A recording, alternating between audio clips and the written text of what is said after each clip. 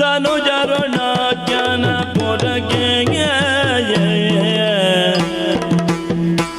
ಧನುಜ ಅರುಣಾಖ್ಯನ ಪುರಗೆ ದಾನವನ ಗಾಯತ್ರಿ ಜಪವನು ಬಿಡಿಸಲಿಕ್ಕೆ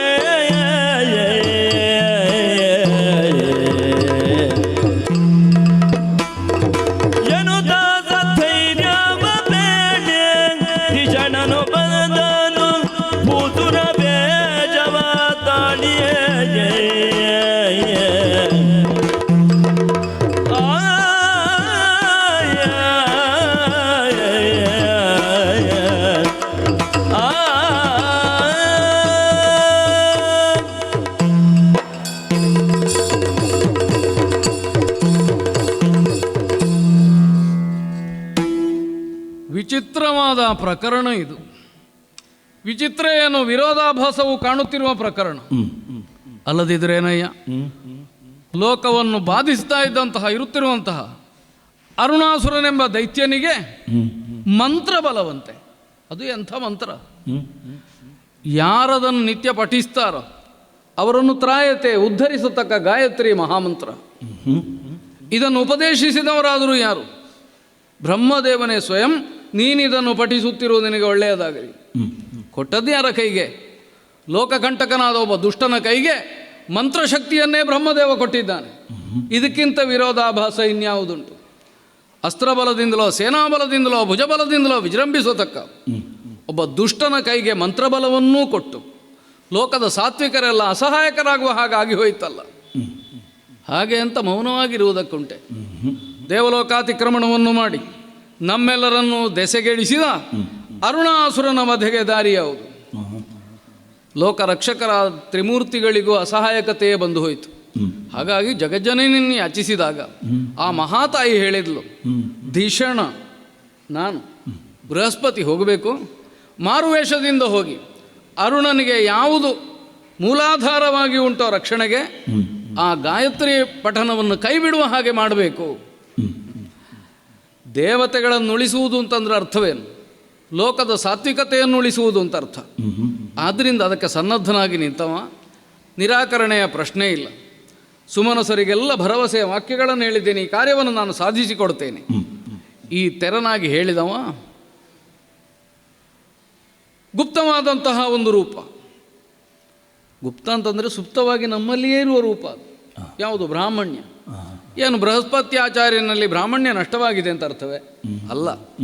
ಆದರೆ ದೇವತೆಗಳ ಗುರು ಬಂದಿದ್ದಾನೆ ಅಂತ ತಿಳಿಯಕೂಡದು ಎಂಬುದಕ್ಕಾಗಿ ಆಚ್ಛಾದನ ಸ್ವರೂಪದಲ್ಲಿ ಇನ್ನೊಂದೇ ರೂಪವನ್ನು ಅಂತೂ ಮಾಡಬೇಕಾದ ಕರ್ತವ್ಯಕ್ಕೆ ಮುಂದಾಗಿ ನಿಂತಿದ್ದೇನೆ. ಅರುಣಾಸುರನ ವೀರಾದ್ರಿಪುರವನ್ನು ಸೇರುವುದಕ್ಕಾಗಿ ಹೋಗ್ತೇನೆ ಆ ಕಡೆಗೆ.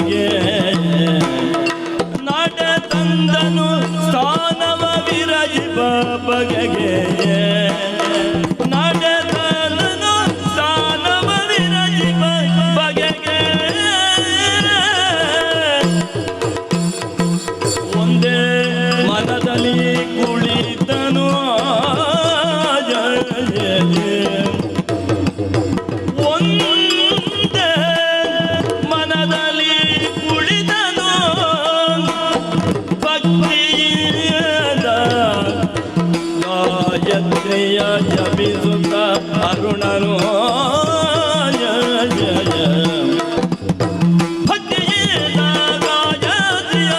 ಜಪಿಸುತ್ತ ಅರುಣನು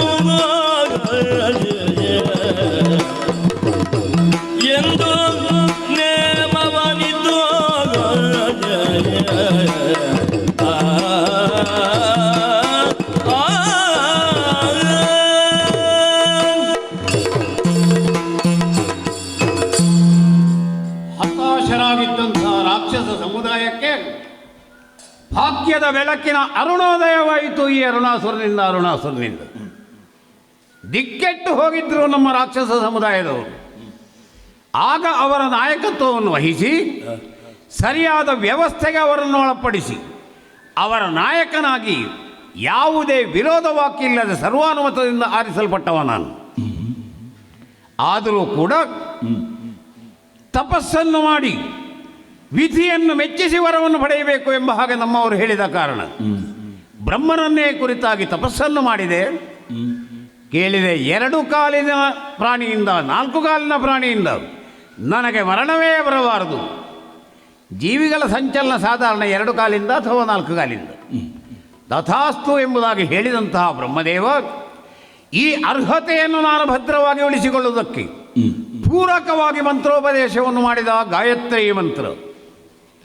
ಆ ಗಾಯತ್ರಿ ಮಂತ್ರವನ್ನು ಯಾವ ಕಾಲದ ತನಕ ನಾನು ಅನುಷ್ಠಾನ ಸಹಿತವಾಗಿ ಪಠಿಸ್ತಾ ಬರ್ತೇನೋ ಅಥವಾ ಮನನ ಮಾಡಿಕೊಂಡಿರ್ತೇನೋ ಅಲ್ಲಿಯವರೆಗೆ ನೀನು ಅಭೇದ್ಯ ಅವಧ್ಯ.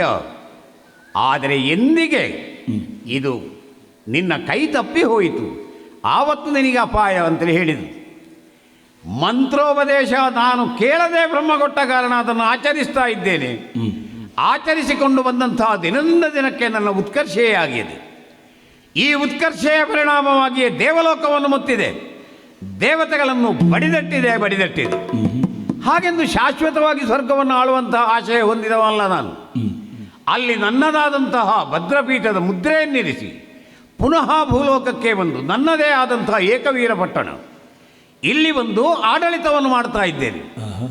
3 ಲೋಕದ ಪ್ರಭು ಎಂಬ ಹಾಗೆ ನಾನು ಅನಿಸಿಕೊಂಡರೂ ಕೂಡ ಇದು ಸ್ಥಾಯಿಯಾಗಿ ಉಳಿಬೇಕಿದ್ದರೆ ಒಳಗಿನ ನಿಲುಮೆ, ಒಳಗಿನ ಸ್ಥೈರ್ಯ ಅದು ಸ್ಥಾಯಿಯಾಗಿರಬೇಕು. ಅದಕ್ಕಿರುವಂತಹ ಪೂರಕ ಶಕ್ತಿ ಗಾಯತ್ರಿ ಮಂತ್ರ. ಈ ಗಾಯತ್ರಿ ಮಂತ್ರವನ್ನು ನಾನು ಜಪಿಸುವಾಗ ಯಾವುದೇ ಅಡ್ಡೆತಡೆಗಳು ಇರಬಾರದು ಎಂಬ ಹಾಗೆ ಸಕಲ ವ್ಯವಸ್ಥೆಯನ್ನು ಅಂದಿನಿಂದಲೂ ಮಾಡಿಕೊಂಡು ಬಂದವು. ಪುನರಪಿ ಹೇಳಬೇಕಾದ್ದಿಲ್ಲ, ಆದರೂ ಆಳುಗಳಿಗೆ ಹೇಳುವುದೇ ಒಳ್ಳೆಯದು ಎಂದು ತಪ್ಪಿಯಾರು ಅಂತೇಳಿ ಹೇಳಲಿಕ್ಕೆ ಸಾಧ್ಯ ಇಲ್ಲ.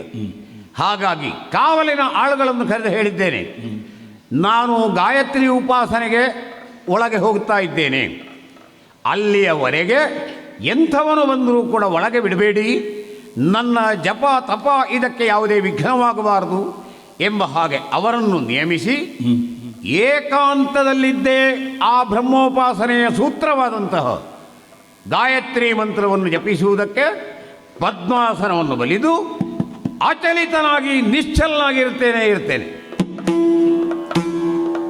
ಬಲಿದು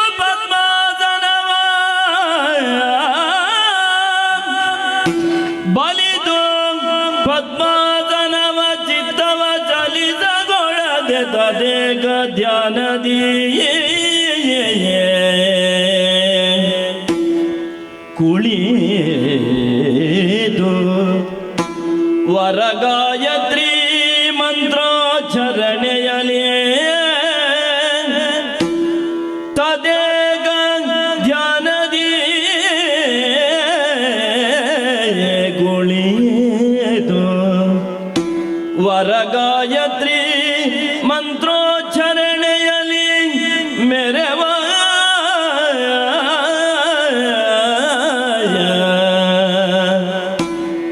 ಖಳತಿಲಗನನು ಕಂಡು ಕೌತುಕ ತಳೆದು ಧೀಷಣ ದಾನವನ ಮನ ಸೆಳೆವ ತವ ಗದಿ ದಾನವನ ಮನ ಸೆಳೆವ ತವ ಗದಿ ಗಗ ಗಗಿಸಿ ನಗಲಗ ಧನುಜೇಶ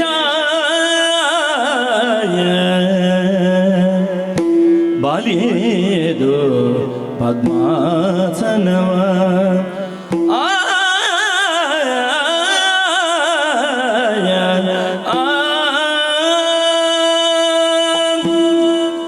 ಸುಭದ್ರವಾದ ಆವರಣವನ್ನು ನಿರ್ಮಾಣ ಮಾಡಿ ರಕ್ಷಣೆಗೆ ಭಟರನ್ನೂ ಇಟ್ಟು ಅಂತರಂಗ ಮಂದಿರದಲ್ಲಿ ಧ್ಯಾನಾಸಕ್ತನಾಗಿದ್ದಾನೆ ಅರುಣಾಸುರ. ತಡೆದವರನ್ನು ಯಾವುದೋ ಕಾರಣವನ್ನು ಕೊಟ್ಟು ನಿವಾರಿಸಿಕೊಂಡು ಒಳಗೆ ಬಂದೆ. ನಿನ್ನ ಒಡೆಯನ ಪ್ರಾಣಕ್ಕಾಪತ್ತುಂಟು ಎಂದಾಗ ತಡೆಯುವ ಧೈರ್ಯ ಅವನು ಮಾಡಲಿಲ್ಲ. ಬಹುಶಃ ನಮಗೆ ಶುಭ ಸೂಚನೆ ಇದೇ ಇರಬೇಕು. ಬಂದು ನೋಡ್ತೇನೆ, ಏನಯ್ಯ ಬ್ರಹ್ಮವಿದನಾದಂತಹ ನಮ್ಮಂಥವರಿಗೆ ಆಶ್ಚರ್ಯ ಹುಟ್ಟಿಸುವ ಹಾಗೆ ತದೇಕ ಚಿತ್ತನಾಗಿ ಪದ್ಮಾಸನವನ್ನು ಬಲಿದು ಗಾಯತ್ರಿ ಮಂತ್ರ ಪುನಶ್ಚರಣೆಯಲ್ಲಿ ತೊಡಗಿದ್ದಾನಲ್ಲ, ಮೆಚ್ಚಬೇಕು. ಆದರೂ ಒಂದು ರಹಸ್ಯ ಉಂಟು. ಎಷ್ಟು ಪ್ರಬಲನಾದರೂ ಅವನ ಪತನಕ್ಕೆ ಅವನೇ ಒಂದು ದಾರಿಯನ್ನು ಮಾಡಿಡ್ತಾನೆ. ಅದನ್ನೇ ನಾವು ವಿನಿಯೋಗಿಸಿಕೊಳ್ಳೋಣ. ಈಗ ಇವನನ್ನು ಜಾಗೃತಗೊಳಿಸಬೇಕು ಅಂತಾದರೆ ದಾರಿ ಯಾವುದು? ಬೇರೆ ಯಾವುದೂ ಅಲ್ಲ. ಬಲಾಢ್ಯರಾದವರಿಗೆ ಅವರನ್ನು ಅವಹೇಳನ ಮಾಡ್ತಾರೆ ಎನ್ನುವ ಒಂದು ಯೋಚನೆ ಬಂದರೆ ತಕ್ಷಣ ಜಾಗೃತರಾಗ್ತಾರೆ.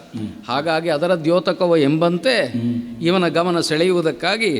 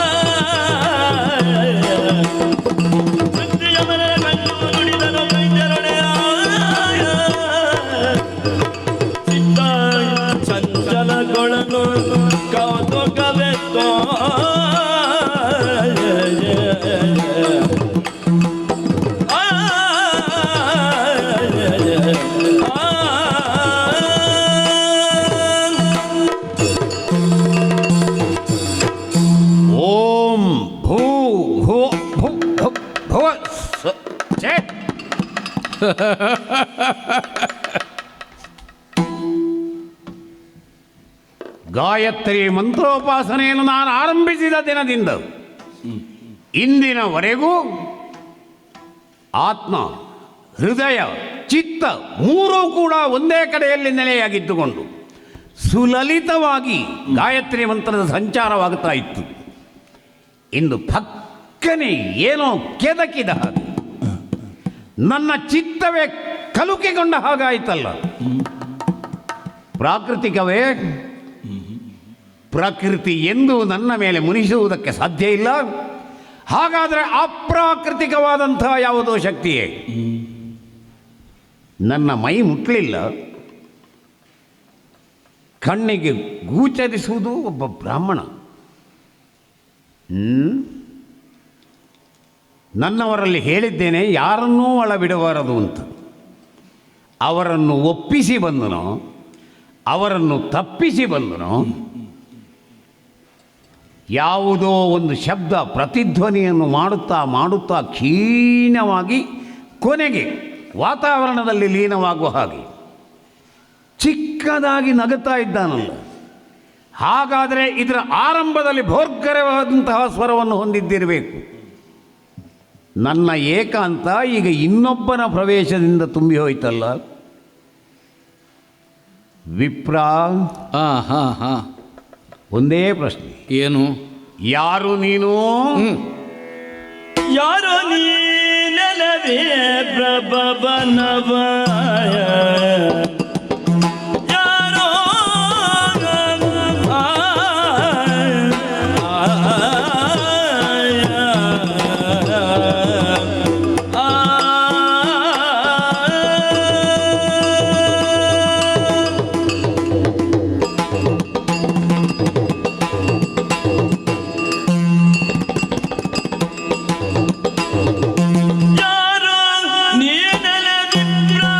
ಭವನವ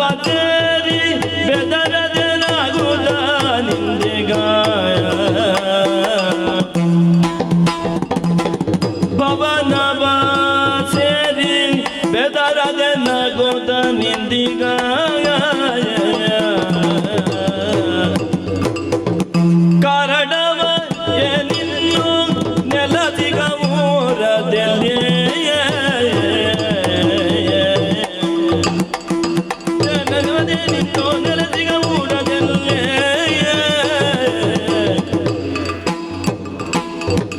ಯಾರೋ ನೀನೆಲೆ ವಿಪ್ರ ಬಬನವಾಯ ಸೇರಿ ಬೆದಾರದೆ ನಗುದ ನಿಂದಿಗ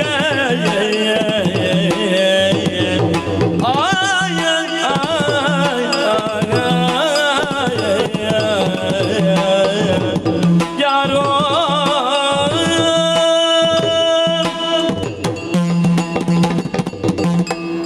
ಅಯ್ಯ ಮಹನೀಯ ದೈತ್ಯನಾಥ, ಏಕಾಂತದಲ್ಲಿ ನಾನಿದ್ದೇನೆ. ನಾನು ಒಂದು ಏಕಾಂತದಲ್ಲಿ ಲೀನವಾಗಿದ್ದೆ. ಆ ರೀತಿಯ ಒಂದು ಸಾಧನೆಯಲ್ಲಿ ನಾನು ತೊಡಗಿಕೊಂಡಿರುವಂತಹ ಸಂದರ್ಭದಲ್ಲಿ ಏಕಾಂತದಲ್ಲಿ ಯಾವುದೋ ಕಾಂತಕ್ಕೆ ಒಳಗಾಗಿದ್ದೆ. ಕಾಂತ ಶಕ್ತಿಯಿಂದ ಪ್ರೇರಿತನಾಗಿ ಅಂತಹ ಶಕ್ತಿಯನ್ನು ಒಳಗೆ ನಿಧಿಯಂತೆ ಕಾಪಾಡಿಕೊಂಡು ಬಂದವ ನಾನು. ಸರಿಯೇ ಅಂತಹ ಸಂದರ್ಭದಲ್ಲಿ ನೀನಿಲ್ಲಿ ಕಾಣಿಸಿಕೊಂಡೆ. ವಿಪ್ರನಂತೆ ಕಾಣಿಸ್ತಾ ಇದ್ದಿ. ಹೌದು. ಆರು ನೀನು ಎಲೆ ವಿಪ್ರ? ಓ, ಈ ಪ್ರಶ್ನೆ ನನ್ನಲ್ಲಿ ಹುಟ್ಟಿಕೊಳ್ಳುವುದಕ್ಕೆ ಎರಡು ಕಾರಣಗಳು. ಏನದು? ಒಂದು, ಭೌತಿಕವಾಗಿ ಸುರಕ್ಷಿತವಾದಂತಹ ಈ ತಾಣ, ಇದರ ಒಳಗೆ ಯಾರನ್ನೂ ಪ್ರವೇಶಕ್ಕೆ ಬಿಡಬಾರದು ಎಂಬಂಥ ವ್ಯವಸ್ಥೆಯನ್ನು ನಾನು ಮಾಡಿಕೊಂಡು ಬಂದ. ಸರಿ. ನನ್ನ ವ್ಯವಸ್ಥೆಯನ್ನು ಮುರಿದು ನನ್ನ ವ್ಯವಸ್ಥೆಯ ಅಡಿಯಲ್ಲಿ ನುಸುಳಿಯೋ ಅಂತೂ ಇಲ್ಲಿಗೆ ನೀನು ಬಂದವನಿದ್ದಿ. ಆದ್ದರಿಂದ ವಿಶೇಷವಾದಂತಹ ಗತಿಯನ್ನು ಅಥವಾ ಅಂದರೆ ಹರಿತವನ್ನು ಹೊಂದಿದವರು ವಿಪ್ರ. ಹಾಗಾಗಿ ನಿನ್ನ ಪ್ರಗತಿ ಎಂಥದ್ದು, ಅದು ವಿಶೇಷವಾದ್ದು ಎಂಬುದನ್ನೂ ಅರ್ಥ ಮಾಡಿಕೊಂಡು ನಾನು ನಿನ್ನನ್ನು ವಿಪ್ರ ಎಂಬಷ್ಟಕ್ಕೆ ಸೀಮಿತಗೊಳಿಸಿದ್ದೆ.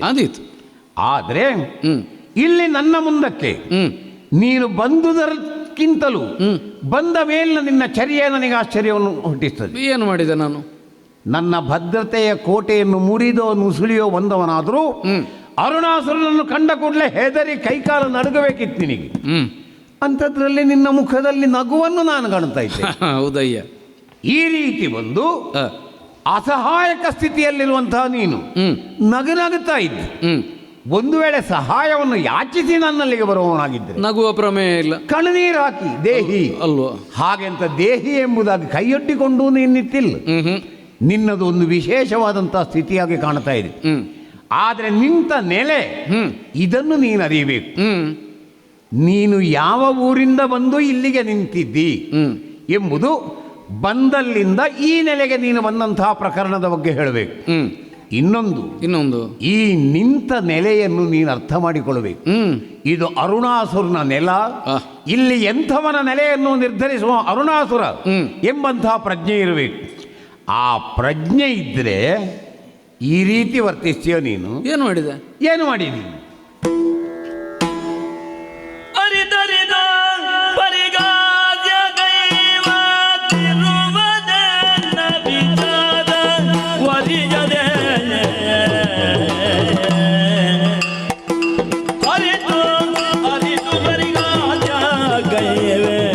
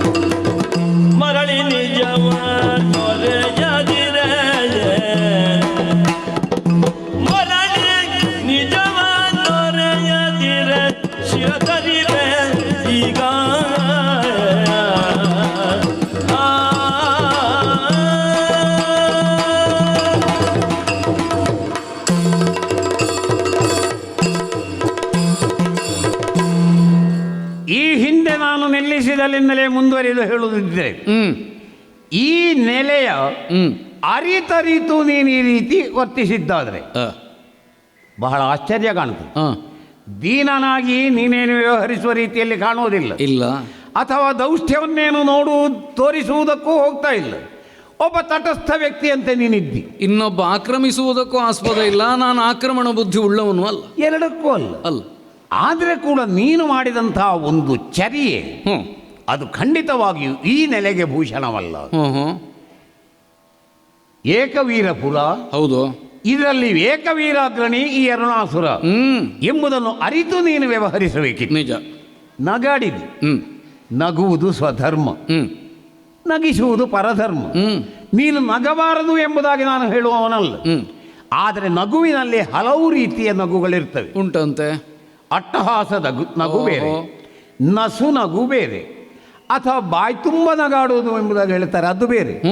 ಆಯಾ ಸಂದರ್ಭಕ್ಕನುಗುಣವಾಗಿ ಈ ನಗುವಿಕೆಗೆ ಬೇರೆ ಬೇರೆ ಮುಖವನ್ನು ನಾವು ಗುರುತಿಸಬಹುದು. ಸಂತೋಷವೋ ವ್ಯಂಗ್ಯವೋ ಇನ್ನೇನೇನೋ. ಧ್ವನಿ ಅದು ಯಾವ ರಸಕ್ಕೆ ಹೊಂದುತ್ತದೆ ಎಂಬ ಹಾಗೆ ಧ್ವನಿಸುವಂಥದ್ದು. ನೀನು ನಗಾಡಿದಂತಹ ನಗು ಅದು ನನ್ನನ್ನು ವಿಚಲಿತಗೊಳಿಸಿತು. ಇದು ಪ್ರಾಮಾಣಿಕವಾದಂತಹ ವಿಚಾರ. ಓಹೋ.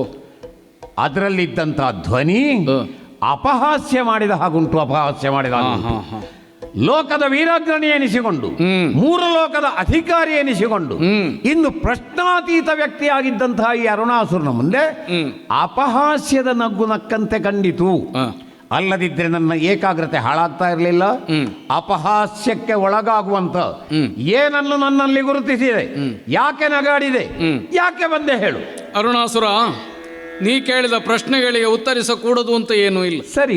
ಆದರೆ ಕ್ರಮಾಗತವಾಗಿ ಉತ್ತರಿಸುವುದು ಹೌದು ಅಂತ ಆದರೆ ಪ್ರಾರಂಭಕ್ಕೆ ನೀ ಕೇಳಿದ ಪ್ರಶ್ನೆಯಿಂದಲೇ ನಾ ತೊಡಗಬೇಕು.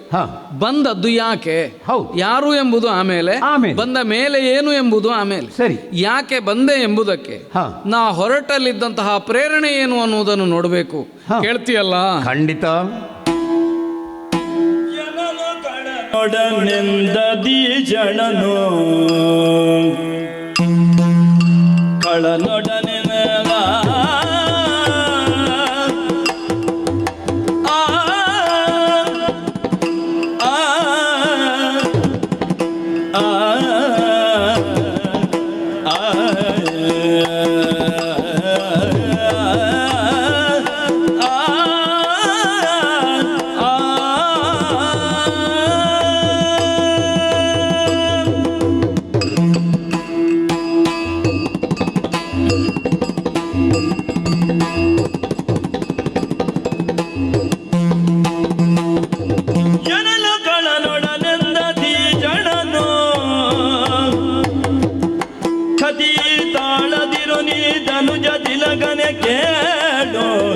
ವಚನವನು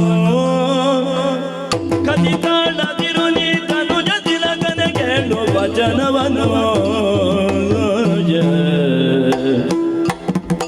ಜನಪದದಿ ವಿಸ್ತರಿಸಿಕೊಂಡಿರೆ ಘನ ಪರಾಕ್ರಮಿ ನಿನ್ನ ಕೀರ್ತಿಯೋ. ಈ ಜನಪದದಿ ವಿಸ್ತರಿಸಿಕೊಂಡಿರೆ ಘನ ಪರಾಕ್ರಮಿ ನಿನ್ನ ಕೀರ್ತಿಯೋ.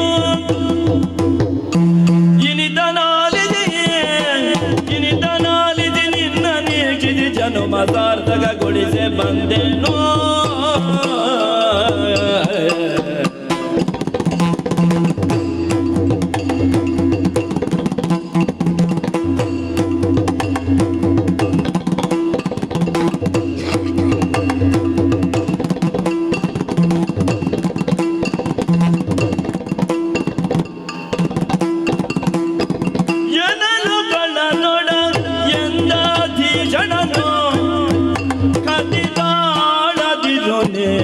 ತನುಜ ತಿಲಕನೆ ಕೇಳು ವಚನವನು, ಕೇಳು ವಚನವನು.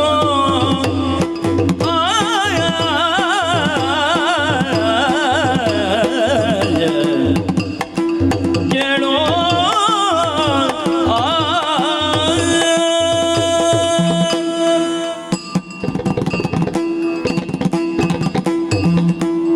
ಧನುಜ ಕುಲ ತಿಲಕ ಅಂತ ಪ್ರಸಿದ್ಧಿ ಉಂಟು ನಿನಗೆ. ಎಲ್ಲಿ ಎಲ್ಲಿ ಎಲ್ಲೆಡೆಯಲ್ಲಿಯೂ ಉಂಟು. ಜನಪದ ಅಂತ ಅನ್ನುವುದಕ್ಕೆ ಏನು ವ್ಯಾಖ್ಯಾನವನ್ನು ನಾವು ಮಾಡ್ತೇವೋ ಆ ಪ್ರದೇಶದ ವಿಸ್ತಾರವಾದ ವ್ಯಾಪ್ತಿಯಲ್ಲೆಲ್ಲ ಅರುಣಾಸುರ ಎಲ್ಲಿ ಜನಜೀವನ ವ್ಯವಸ್ಥಿತವಾಗಿ ನಿಯಂತ್ರಿಸಲ್ಪಟ್ಟಿದ್ದು ಅದೆಲ್ಲ ಜನಪದ ಅಂತೇಳು. ವ್ಯವಸ್ಥಿತ ಹೌದೋ ಅಲ್ವೋ, ಹಾ. ಎಲ್ಲೆಲ್ಲ ನಿಯಂತ್ರಣ ಉಂಟು ಹಾ ಅಲ್ಲೆಲ್ಲ ನಿನ್ನ ಹೆಸರುಂಟು. ಹಾ ಹಾ ಅಂದರೆ ನಿಯಂತ್ರಣಕ್ಕೆ ಹಾ ಒಂದು ಪ್ರತೀಕವಾಗಿ ಹಾ ಈ ಹೊತ್ತು ಅರುಣಾಸುರನ ಹೆಸರು ಪ್ರಸಿದ್ಧ ಉಂಟು. ಅಷ್ಟು ಬೇಕದು. ಬಹಳ ದೂರದಲ್ಲಿದ್ದವ ನಾನು, ಹಾ ಬಯಸಿ ಕೇಳಿದ್ದಲ್ಲ, ಹಾ ಕೇಳಿದ ಮೇಲೆ ಬಯಸಿದೆ. ಹಾ ಏನು ಕೇಳಿದೆ? ಯಾವುದು?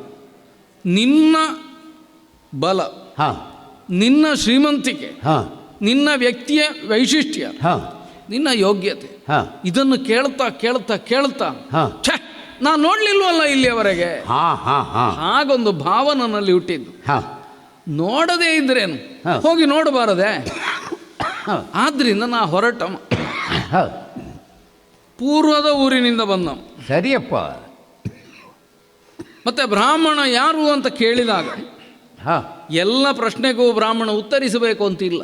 ಅದಿಲ್ಲಪ್ಪ. ನಾವಾಗಿ ಹೇಳಿಕೊಳ್ಳುವುದು ಯಾವಾಗ, ಹಾ ನಮಗಿಂತ ವರ್ಣದಲ್ಲಿಯೋ ವಿದ್ಯೆಯಲ್ಲಿಯೋ ಇನ್ನಾವುದೋ ದಿವ್ಯತೆಯಲ್ಲಿಯೋ ಆಧಿಕ್ಯವುಳ್ಳವರಿಗೆ ಹಾ. ನಾವು ನಮಸ್ಕರಿಸುವಾಗ ನಮ್ಮ ಗೋತ್ರ ಸೂತ್ರ ಪ್ರವರಾದಿಗಳನ್ನು ಅಯ್ಯೋ ವರ್ಣಗಳಲ್ಲಿ ಬ್ರಾಹ್ಮಣರೇ ಶ್ರೇಷ್ಠರು ಅಂತೇಳಿ ಒಪ್ಪಿಯಾಗಿದೆ. ನಮಗಿಂತ ಅಧಿಕರಿಗೆ ವಂದಿಸುವಾಗ, ಹಾ. ಈಗ ನೀ ಅಧಿಕನೇ ಹಾ. ಆದರೆ ಬಲಾಧಿಕ್ಯವುಳ್ಳವ, ಹೌದು. ಬಲವಂತರಿಗೆ ವಂದಿಸುವಾಗ ಬ್ರಾಹ್ಮಣನಾದವ ಹಾ ಕೇವಲ ರಾಜನಿಗೆ ಇಷ್ಟು ಗೌರವವನ್ನು ಕೊಡಬೇಕು, ಹಾ. ಅಷ್ಟು ಮಾತ್ರ ಕೊಡಬೇಕೇ ಹೊರತು ಹಾ.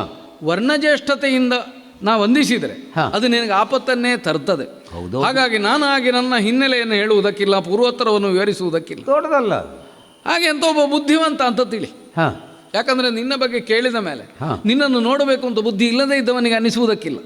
ಹಾಗಾಗಿ ಹಾ. ನಿನ್ನ ಈ ಕೀರ್ತಿಗಾಥೆಯನ್ನು ಕೇಳಿದ ಮೇಲೆ ನನ್ನ ಕಣ್ಣುಗಳಿಂದ ಒಮ್ಮೆ ನೋಡಿ, ಹಾ. ನಿನ್ನ ಧ್ವನಿಯನ್ನು ನನ್ನ ಕಿವಿಗಳಿಂದ ಕೇಳಿ ಹಾ. ಒಂದು ಸಾರ್ಥಕ್ಯವನ್ನು ಪಡೆಯೋಣ, ಹಾ. ಈ ದೃಷ್ಟಿಕೋನವನ್ನಿಟ್ಟುಕೊಂಡು ಹಾ. ಬಹುದೂರದಿಂದ ನಡೆಯುತ್ತಾ ಬಂದೆ. ಓಹೋ ಮತ್ತೆ ನಡೆಯುವುದು ನಮಗೆ ಸ್ವಭಾವ, ಹೌದಪ್ಪ. ಮತ್ತು ಲೋಕ ನಡೆಯುವುದು ನಾವು ನಡೆಯುತ್ತಾ ಇರುವ ಕಾರಣದಿಂದಲೇ.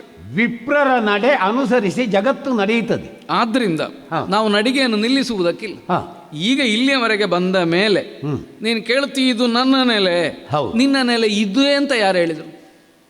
ಹಾ ಹಾ ಹಾ ವಿಸ್ತಾರ. ಎಲ್ಲವೂ ನಿನ್ನ ನೆಲೆಯೇ ಅಲ್ವಾ? ಹಾ ಹಾ ಹಾ ತಾತ್ವಿಕವಾಗಿ ನೋಡಿದರೆ ನನಗೂ ಹಾಗೆ ಅಲ್ವಾ? ಹಾ. ಎಲ್ಲವೂ ನನ್ನದೇ ಅಲ್ವಾ? ಹೌದಪ್ಪ. ಬ್ರಾಹ್ಮಣ್ಯಕ್ಕೆ ವ್ಯಾಪ್ತಿ ಏನು ಅಯ್ಯೋ ಅಲ್ವಾ? ಹಾ. ಹಾಗಾಗಿ ಇದು ನನ್ನದೂ ಹೌದು, ಹಾ. ನಿನ್ನದೂ ಹೌದು. ಹಾ. ಈ ಉಭಯ ತಾಪಿ ಹಾ. ಸಂಬಂಧವುಳ್ಳ ಕಾರಣದಿಂದ ಹಾ. ನಾನು ಬಂದದರ ಕುರಿತಾಗಿ ನೀನು ಚಕಿತನಾಗಬೇಕು ಅಂತಿಲ್ಲ. ಹಾ. ನೀನೇ ಅಲ್ವೇ ಅರುಣಾಸುರ? ಹೌದು. ನಿನ್ನನ್ನು ನೋಡಿ ಸಾರ್ಥಕತೆಯನ್ನು ಹೊಂದಿಬಿಟ್ನಪ್ಪ. ಹಾ ವರ್ಚಸ್ಸು, ಹಾ ರೂಪ, ದೇಹ ಯಷ್ಟಿ, ಬಲ, ಸಂತೋಷವಾಯಿತು. ನಿಮಗೆ ಸಂತೋಷ ಆಯ್ತು. ನಿಮ್ಮ ಮಾತು ಕೇಳಿ ನನಗೂ ಹಾಗೆ ಆಯ್ತು. ಭೀಷಣನ ಹೊಗಳಿಗೆಯ ನುಡಿ ಕೇಳಿಗೆ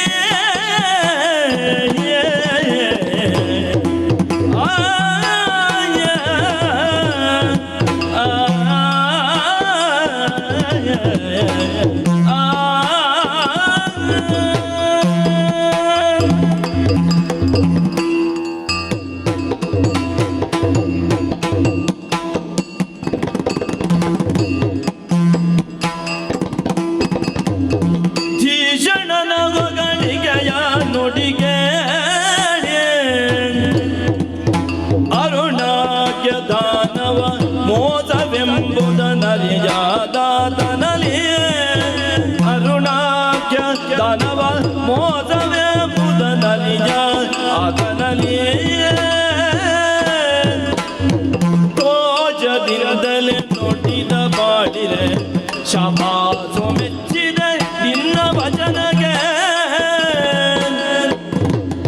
ತೋಜದಿಂದಲೇ ನೋಡಿದ ಬಳಿರೆ ಶಬಾಸು ಮೆಚ್ಚಿದೆ ನಿನ್ನ ವಚನಗೆ.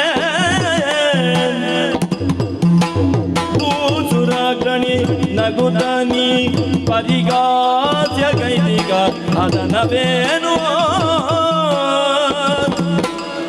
ಭೀಷಣರ ಹೊಗಳಿಕೆಯ ನುಡಿಗೆ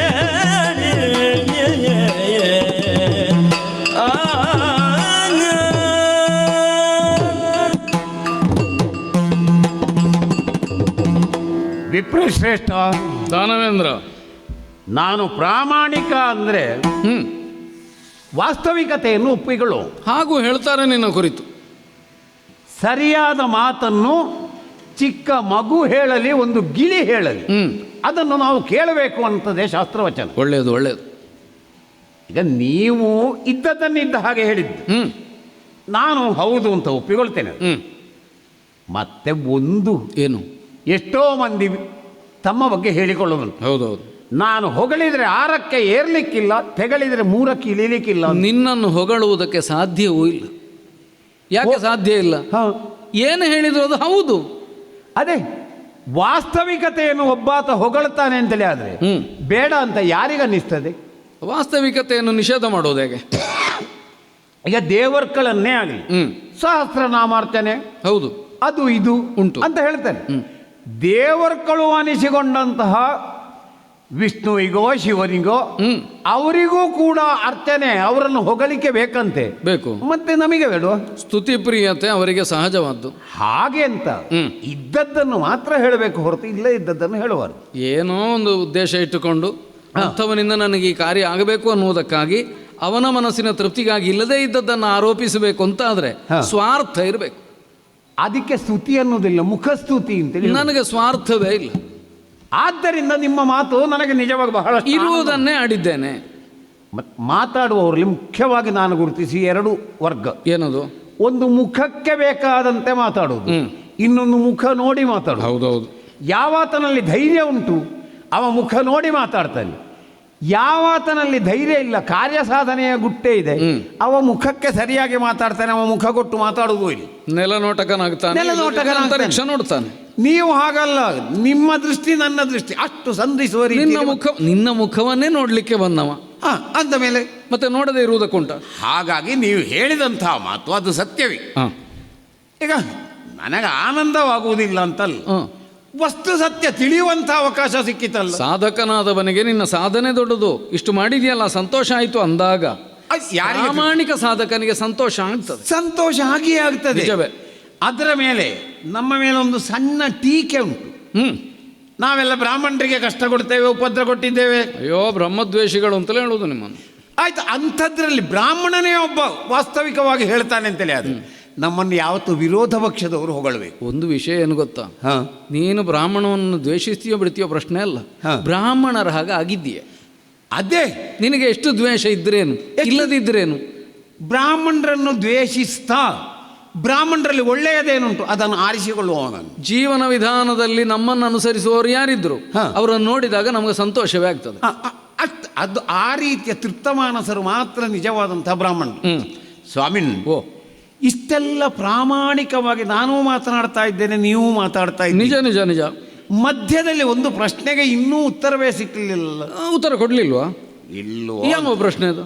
ನಾನೇ ಹೇಳಿದೆ, ನೀವು ನಗಾಡಿದಂಥ ಆ ನಗುವಿನಲ್ಲಿ ಒಂದಷ್ಟು ಶ್ಲೇಷ ಸೇರಿಸಿಕೊಂಡು ನನ್ನನ್ನು ಅಪಹಾಸ್ಯ ಮಾಡಿದ ಹಾಗೆ ನನಗೆ ಕೇಳಿತ್ತು. ಅಪಹಾಸ್ಯ ಮಾಡಿದನ? ಹಾಗಾಯ್ತಲ್ಲ. ಅಯ್ಯೋ ಅಯ್ಯೋ, ಅಪಹಾಸ್ಯ ಮಾಡುವುದೇ? ನಿನಗೆ ಪರಿಗಾಜ ಗೈದವನು ಯಾವನಿಗೆ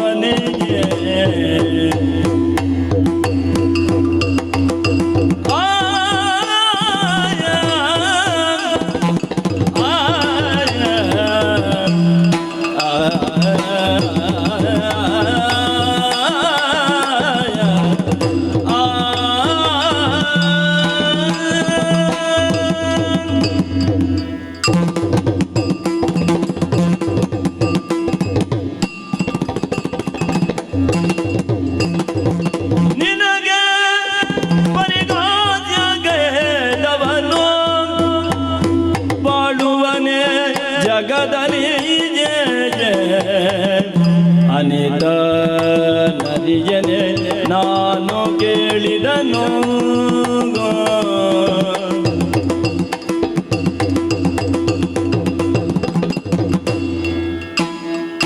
ನಿನಗೆ ಬರೆಯ ರಾಜ ಗೈದವನು ಪಾಡುವನೆ ಜಗದಲ್ಲಿ ಅನಿತ ನರಿಯ ನಾನು ಕೇಳಿದನು. ಅನುಪಮನ ನೀ ರಾಜ ಕಾರ್ಯಗಳನ್ನು ತ್ಯಜಿಸಿ ಮಂದಿರದೊಳಗೆ, ಅನುಪಮನು ನೀ ರಾಜ ಕಾರ್ಯಗಳನ್ನು ತ್ಯಜಿಸಿ ಮಂದಿರದೊಳಗೆ ಸುಮ್ಮನೆ ಕುಳಿತು ಕಂಗಳ ಕಂಗಳನು ಮುಚ್ಚಿಗುದೇಗೆ ಸುಮ್ಮನೆ ಕುಳಿತು ಕಂಗಳನ ಮುಚ್ಚಿಗುದನು ನಿರೀಕ್ಷೆ ನಗೆಯು ಬಂದುದು ಆಗ ಕಂಗಳನು ಮುಚ್ಚಿಗುದನು ನಿರೀಕ್ಷೆ ನಗೆಯು ಬಂದುದು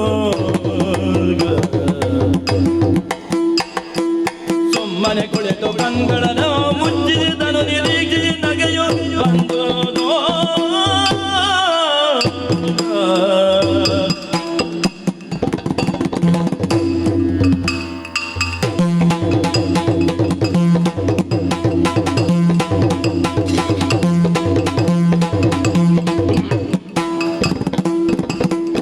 ನಿನಗೆ ಬರೆದಾಸವನು ಕೈದವನು ಬಾಳುವನೆ ಜಗದಲ್ಲಿಯೇ ಅನಿತ ನದಿಯೇ ನಾನು ಕೆಡಿದನು ಆ ಆ ಆ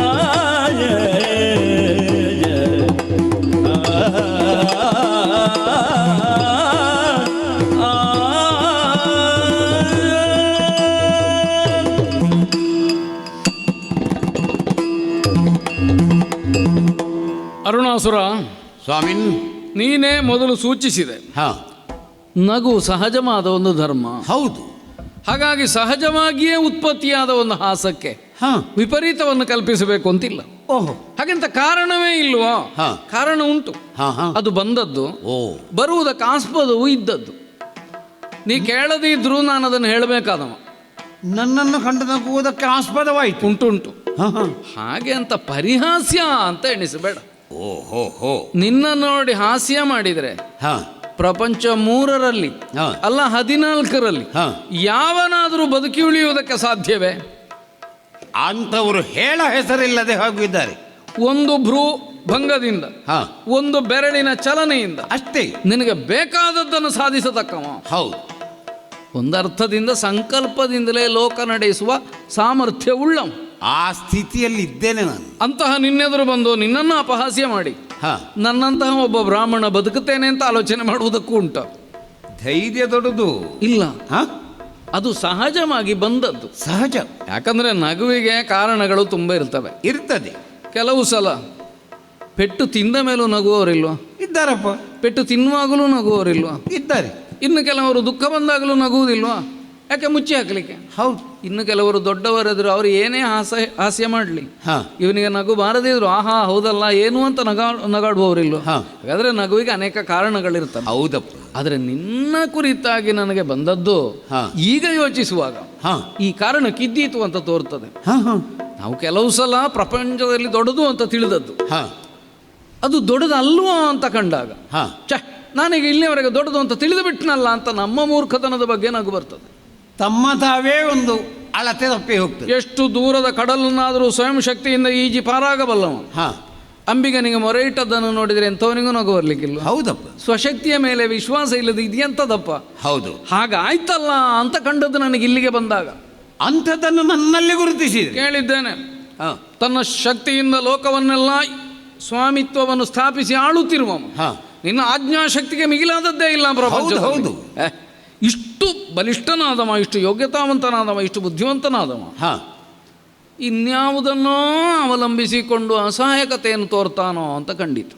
ಎಲ್ಲವೂ ನನ್ನನ್ನು ಅವಲಂಬಿಸಿರುವಾಗ ನಾನೆಂಥದನ್ನು ಅವಲಂಬಿಸುವುದು? ಅದೇ ಅಂಥದ್ದೊಂದು ಉಂಟು ಅಂತಾದರೆ ನಮಗೆ ಆಶ್ಚರ್ಯ ಆಗೋದಿಲ್ವಾ? ಉಂಟು ಅಂತ ಆದರೆ ಆಶ್ಚರ್ಯ ಆಗೋದಿಲ್ವಾ? ಸರಿ.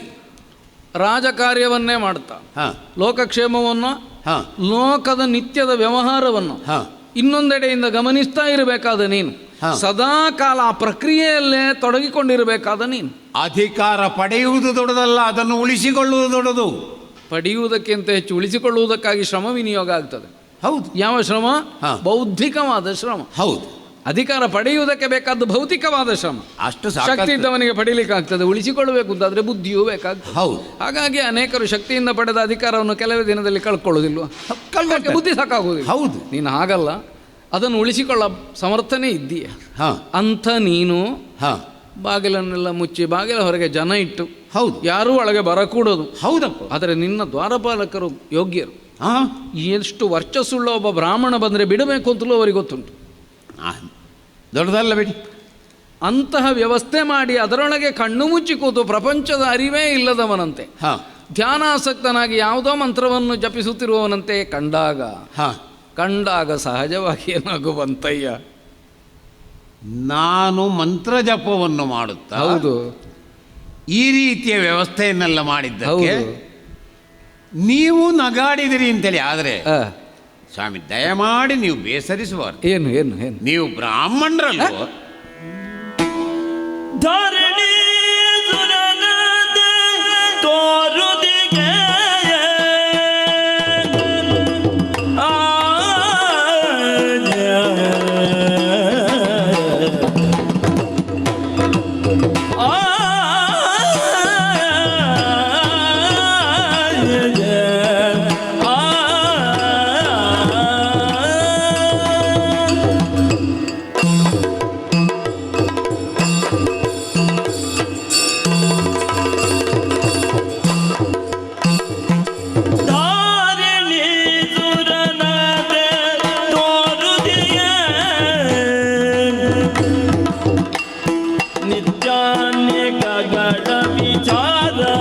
ವರಿಯದ ತೆರದೋಳು ಆಡುದಿಗೆ ನಿತ್ಯಾನಿಕಗಳ ವಿಚಾರ ವರಿಯದ ತೆರದೋಳು ಆಡುದಿಗೆ ಭೂರಿ ಚೋದ್ಯವಿದೈರೆ ಸ್ಥಾನವ ತೀರಿಸೋದ ಗಾಯತ್ರಿ ಮಂತ್ರ ಉಚ್ಚಾರಣೆಯೊಳದು ಕುಳಿತ ವಿಚಾರ ಬದಿಯದೆ ಹೋದೆ ಭೂಸುರಗ ಗಾಯತ್ರಿ ಮಂತ್ರೋಚ್ಚರಣೆ ವಿಚಾರ ಬದಿಯದೋದ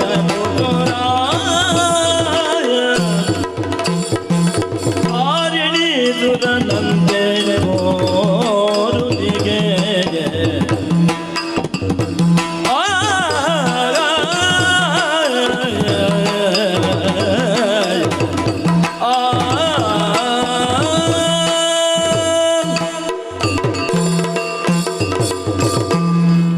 ಸ್ವಾಮಿ ಮಾತನ್ನು ನೀವು ತೇಲಿಸಿದ್ದಲ್ಲ, ನನಗೂ ಅದು ಅಷ್ಟು ಔಚಿತ್ಯಪೂರ್ಣ ಅಂತ ಕಾಣಲಿಲ್ಲ.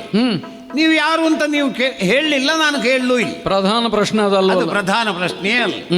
ಋಷಿ ಮೂಲ, ನದಿ ಮೂಲ, ಸ್ತ್ರೀ ಮೂಲ ಇಂಥದ್ದೆಲ್ಲ ಹೆಚ್ಚು ಕೆದಕಿಕೊಂಡು ಹೋಗಬಾರದು ಮತ್ತು ಒತ್ತಾಯಕ್ಕೆ ಹೇಳಿಸಲೂಬಾರದು. ಒತ್ತಾಯಕ್ಕೆ ಉತ್ತರಿಸುವುದು ಅದು ಉತ್ತರವೇ ಅಲ್ಲ. ಈಗ ನೀನು ಕತ್ತಿ ಹಿಡಿದ್ರೆ ನಾನು ಹೇಳಬೇಕಾದೀತು, ಆದರೆ ಹಾಗೆ ಮಾಡಲಿಕ್ಕಿಲ್ಲ.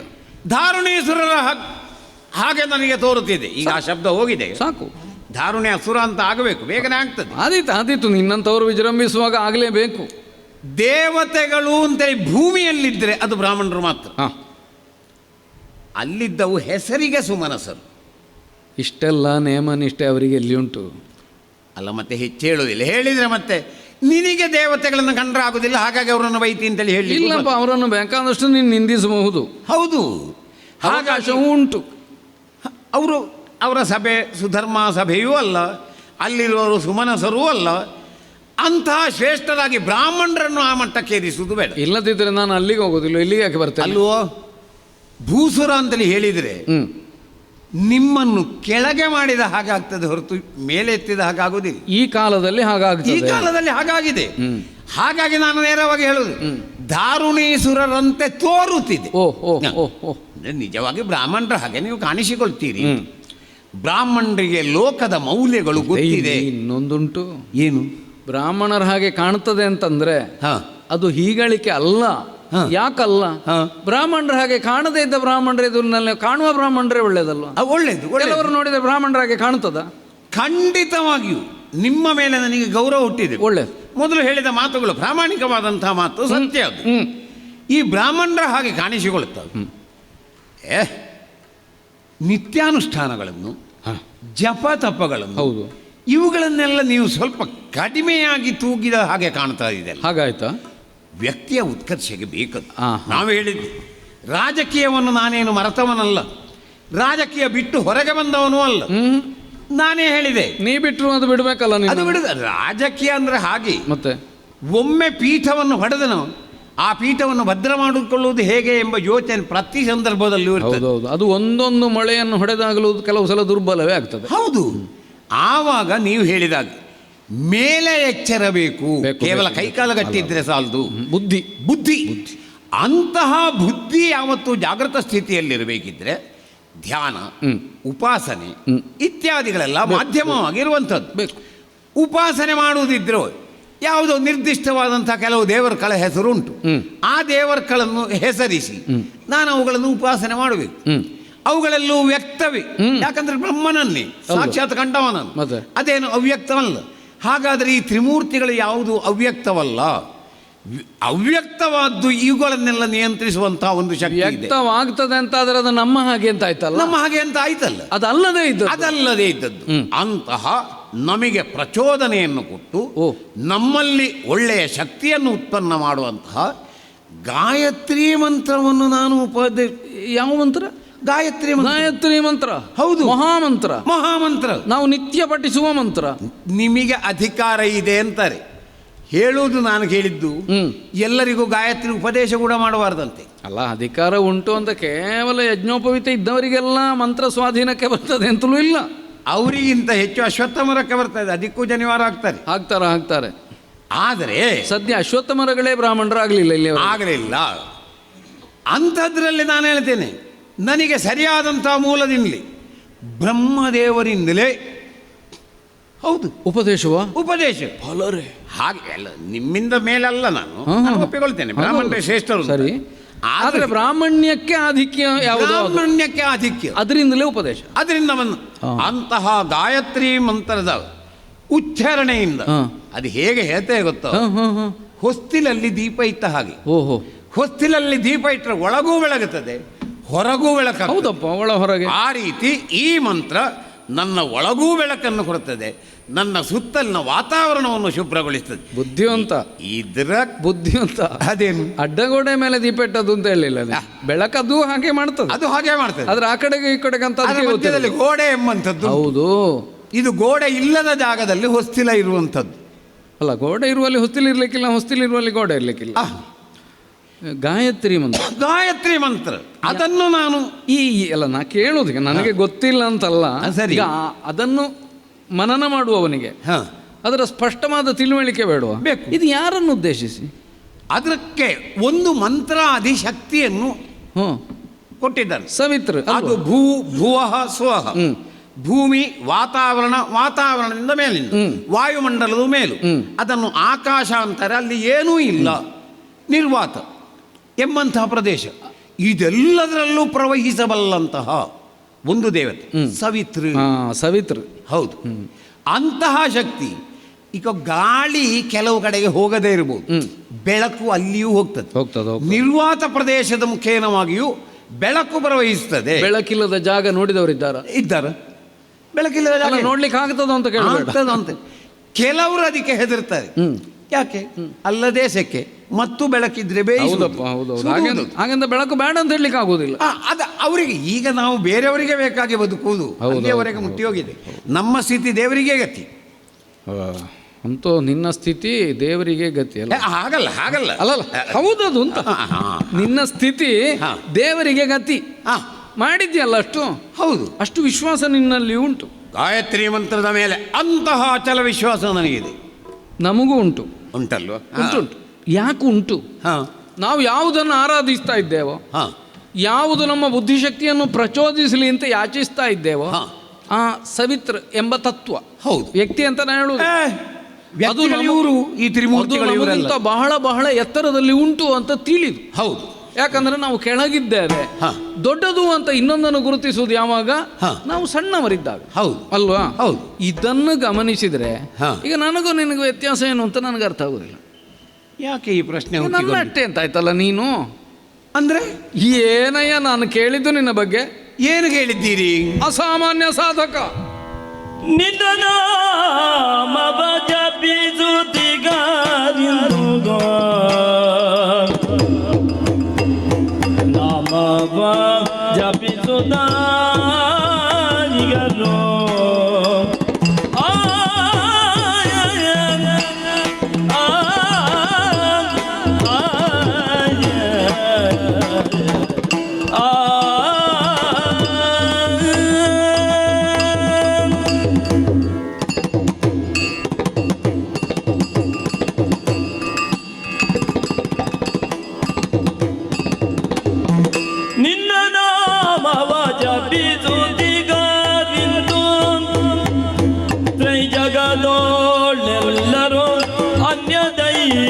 ದೈವಗಳಿಲ್ಲ ತಮಗೆಂದು ತ್ರೈಜಗದೊಳೆಲ್ಲರೂ ಅನ್ಯ ದೈವಗಳಿಲ್ಲ ತಮಗೆಂದು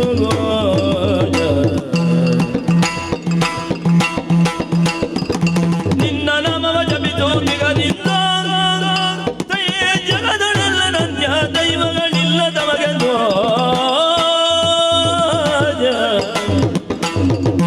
ನಿರ್ಣಯದೊಳೆರಲಿಂತು ದೈತ್ಯವರೇಣ್ಯ ನೀತರದೆ ನಿರ್ಣಯದೊಳಿರಲಿಂತು ದೈತ್ಯ ವರೇಣ್ಯ ನೀತರದೆ ನೆರೆ ಸಾಮಾನ್ಯ ಪೂಸುರರಂಧದಲ್ಲಿ ನಿತ್ಯಾನಿಕದಿ ಕಾಲವನು ಕಳೆಯುವೆ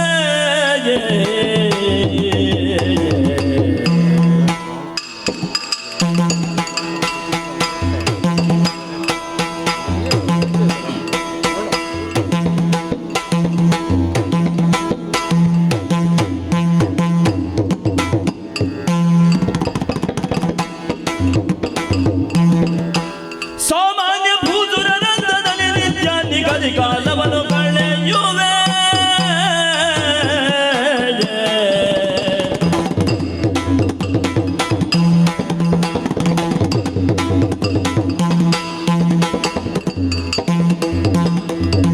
ನಿನ್ನ ನಾಮವ ಜಪಿಸುವುದಿಗರಿಂದ ಕೈ ಜಗದೋಳೆಲ್ಲರೂ ಅನ್ಯ ದೈವಗಳಿಲ್ಲ ತಮಗೆಂದು ಕೈ ಜಗದೋಳೆಲ್ಲರೂ ಅನ್ಯ ದೈವಗಳಿಲ್ಲ ತಮಗೆಂದು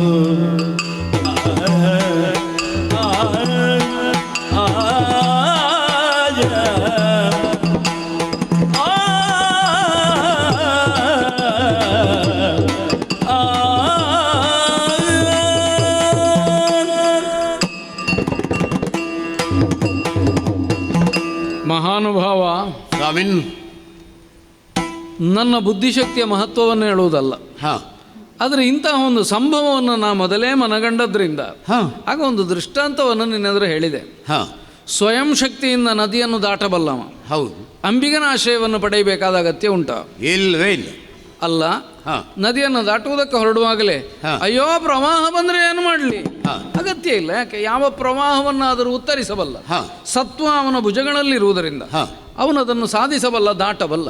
ಹಾಂ ಆಯಿತು, ಹಾಂ ಅವನಿಗೆ ದಾಟುವುದಕ್ಕೆ ದೋಣಿಯೇ ಬೇಕು, ಹಾ. ಇಟ್ಟುಕೊಳ್ಳು.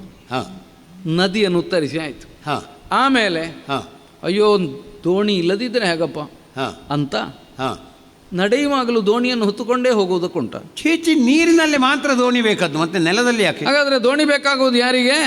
ತಾವಾಗಿ ನದಿಯನ್ನು ದಾಟುವುದಕ್ಕಾಗದೇ ಇದ್ದ ಅಸಹಾಯಕರಿಗೆ. ಹೌದಪ್ಪ. ಏಣಿ ಬೇಕಾಗೋದು ಯಾರಿಗೆ? ಹಾಂ ಹಕ್ಕಿಗೆ ಏಣಿ ಬೇಕಾ? ಬೇಡ.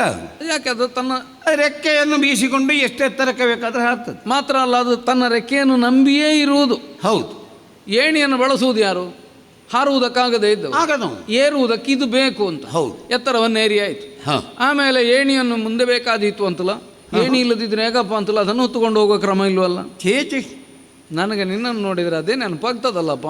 ಹಾಂ ಹಾಂ ಹಾಂ ಯಾಕಾಗ್ತದೆ? ಹಾಂ ನಾ ಬರುತ್ತಾ ಹಾಂ ನಾ ಕೇಳಿದ್ದೊಂದೇ, ಏನು? ಅರುಣಾಸುರಾಯ ನಮಃ. ಹಾಂ ಎಲ್ಲ ಇದೆ ಅಂತದ್ದು. ಅರುಣಾಸುರನೇ ನಮ್ಮನ್ನು ಕಾಯತಕ್ಕವ. ಹೌದು. ಅರುಣಾಸುರನೇ ತ್ರೈಜಗ ರಕ್ಷಕ. ಹೌದು. ಅರುಣಾಸುರನೇ ನಮ್ಮ ಮಾನ ಪ್ರಾಣ ಧನಗಳಿಗೆ ಅಧಿಕಾರಿ. ಹಾಂ ಅವನಲ್ಲದೇ ಇದ್ದರೆ ಹಾ. ನಾವಿಲ್ಲ. ಹೌದು. ಅಂದರೆ ತಾವು ಉಳಿಯುವುದಕ್ಕಾಗಿ ಮನನ ಮಾಡತಕ್ಕ ಮಂತ್ರ ಅರುಣಾಸುರ ಮಂತ್ರ. ಬೀಜ ಮಂತ್ರಕ್ಕೆ ಓಂ ಬೇಡ ಅಂತ ಲೆಕ್ಕ. ಅರುಣಾಸುರನ ಸ್ಮರಣೆ ಮಾಡುವವರಿಗೆ ಓಂ ಬೇಡ, ಅರುಣಾಸುರ ಅಷ್ಟೇ ಹೇಳಿದರೆ ಸಾಕು, ಅವ್ರು ರಕ್ಷಿತರು. ನೀ ಮಾಡುತ್ತಾ ಇರುವ ಈ ಮಂತ್ರದಲ್ಲಿಲ್ವೋ? ಹಾಂ ಉಂಟು. ಅದರಲ್ಲಿ ಉಂಟು. ಯಾಕುಂಟು? ಓಂ ಭೂ ಭುವಃ ಸ್ವ. ಯಾಕುಂಟು? ಯಾಕುಂಟು? ಅದು ಬೀಜ ಮಂತ್ರ ಅಲ್ಲ. ಅಂದರೆ ಅರ್ಥ ಇಷ್ಟೇ, ಹಾಂ ನೀನು ಅದನ್ನು ಅವಲಂಬಿಸಿಕೊಂಡಿದ್ದೀಯೆ. ಅದನ್ನು ಅವಲಂಬಿಸಿ ಅಲ್ಲದಿದ್ದರೆ ಅದನ್ನು ನನ್ನ ಒಳಗೆ ತುಂಬಿಕೊಂಡಿದ್ದೇನೆ. ಯಾಕೆ ಅಂತ ಅಗತ್ಯ ನನಗೆ ಇಲ್ಲ ಅಂತ. ಕಾಣುವುದಲ್ಲ. ಅಲ್ಲ, ಸರಿ. ಅಗತ್ಯ ಉಂಟೋ ಇಲ್ವೋ ಅದು ನಿನ್ನ ಆತ್ಮವಿಶ್ವಾಸಕ್ಕೆ ಬಿಟ್ಟದ್ದು. ಹಾಂ ಈಗ ನದಿ ದಾಟುವ ದೋಣಿ ಬೇಕು ಅಂತ ಹೇಳಿದರೆ ನಿನಗೆ ಈಜು ಬರ್ತದಲ್ಲ ಅಂತ ನಾವು ಹೇಳಲಿಕ್ಕಿಲ್ಲ. ಹಾಂ ಅದು ಅವನಿಗೆ ಅವನ ಶಕ್ತಿಯ ಬಗ್ಗೆ ಗೊತ್ತಿಲ್ಲ ಅಂತ ಅರ್ಥ. ಹಾಂ ಈಗ ನಿನಗಾದರೂ ಹಾ. ನಿನ್ನ ಪೂರ್ಣ ಸಾಮರ್ಥ್ಯದ ಗ್ರಹಿಕೆ ಇಲ್ಲದೆ ಹೋದರೆ ತನ್ನನ್ನು ಉದ್ಧರಿಸತಕ್ಕದ್ದು ಇನ್ನೇನು ಉಂಟು ಅಂತ ನೀ ಭಾವಿಸಿದರೆ ವಾಕ್ ನಿಮ್ಮಲ್ಲಿ ತುಂಬಿಕೊಂಡು ಹೋಗಿಲ್ಲ. ತಪ್ಪಲ್ಲ. ಅಲ್ಲ, ಸ್ವಪಾತ್ರ ಜ್ಞಾನ ಇಲ್ಲ ಎಂಬ ಶಬ್ದವನ್ನು ಎಷ್ಟು ನಾಜೂಕಾಗಿ ಅಲ್ಲ, ನೀವು ಹೇಳಲಿಕ್ಕಿಲ್ಲ. ನಿನಗೆಲ್ಲ ಉಂಟು, ಎಲ್ಲ ಉಂಟು. ನೀನು ಇಲ್ಲದವನ ಹಾಗೆ ತೋರಿಸುವುದು ಅಂತ. ಯಾಕಾಯ್ತು ಅಂತ ಕೆಲವು ಸಲ ಮಕ್ಕಳನ್ನು ಆಡಿಸುವಾಗ ತಾಯಿ ಮಕ್ಕಳಂತೆ ರೋಧಿಸುವುದಿಲ್ವೇ? ಉಂಟು. ಹಾಗಾದ್ರೆ ಅವಳು ಅಸಹಾಯಕಳು ಅಂತ ಅರ್ಥ ಅಲ್ವೇ? ಆದ್ರೆ ನೀನು ಬಹುಶಃ ನಮಗೆಲ್ಲ ತೋರಿಸಲಿಕ್ಕೆ ಹೀಗೆ ಮಂತ್ರವನ್ನು ಜಪಿಸಿ ಅಂತ ಪ್ರೇರಣೆ ಕೊಡಲಿಕ್ಕೆ ನೀನಾಗ ಹೇಳಿದಾಗ ಎಲ್ಲ ಬ್ರಾಹ್ಮಣರಿಗೆ ಪ್ರೇರಣೆ ಕೊಡೋ ಶಕ್ತಿ ಇರುವುದಿಲ್ಲ. ಹಾಗಾಗಿ ನಾನು ಪ್ರೇರಿಸ್ತೇನೆ ಉಳಿದವರು ಅಂತ ಮಾಡ್ಲಿಕ್ಕೆ ನನಗೆ ಗೊತ್ತಿಲ್ಲ. ಆದರೆ ಪಕ್ಕನೆ ನಮಗೆ ಕಾಣುವುದು ಲೋಕದ ಜೀವವನ್ನೆಲ್ಲ ಕಾಯುವ, ಸೃಷ್ಟಿಸುವ, ಅಳಿಸುವ ಪೂರ್ಣ ಸಾಮರ್ಥ್ಯವುಳ್ಳ ಅರುಣಾಸುರ. ನನಗೆ ಸಾಧ್ಯವಿಲ್ಲ ಎಂಬಂಥದ್ದೇ ಇಲ್ಲ ಉಂಟು ಅಂತಾಯ್ತಲ್ಲ. ಯಾಕೆ ಇಲ್ಲದೆ ಇದ್ರಿದ್ಯಾಕೆ? ನಿನ್ನ ಮಂತ್ರವನ್ನು ಉಳಿದವರು ಜಪಿಸಿ ತಾವು ಸತ್ವವನ್ನು ವೃದ್ಧಿಸಿಕೊಳ್ಳುತ್ತಾರೆ.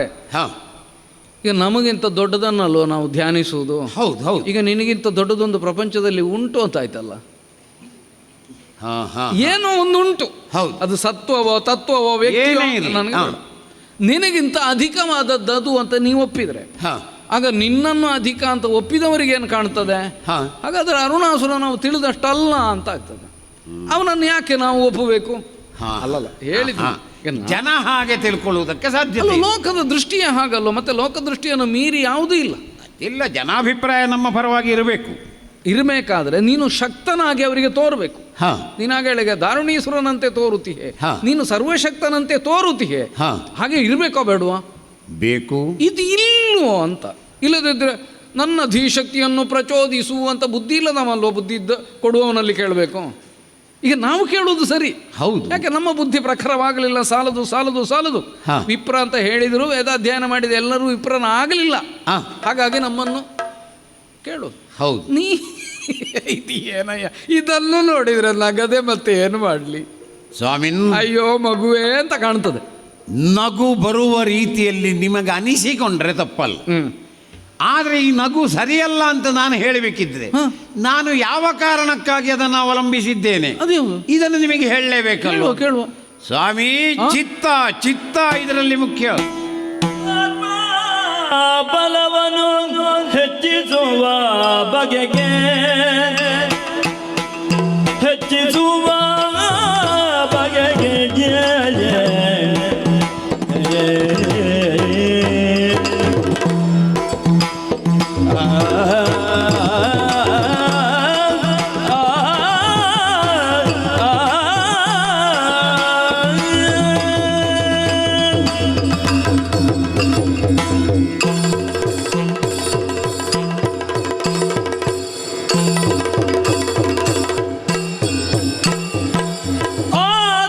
ಬಲವನ್ನು ಹೆಚ್ಚಿಸುವ ಬಗೆಗೆ ಅದು ಹೊರತು ಎನ್ನಯ ಚಿತ್ತಾತಿರತೆಯ ಒಂದು ಬಡೆಗೆ.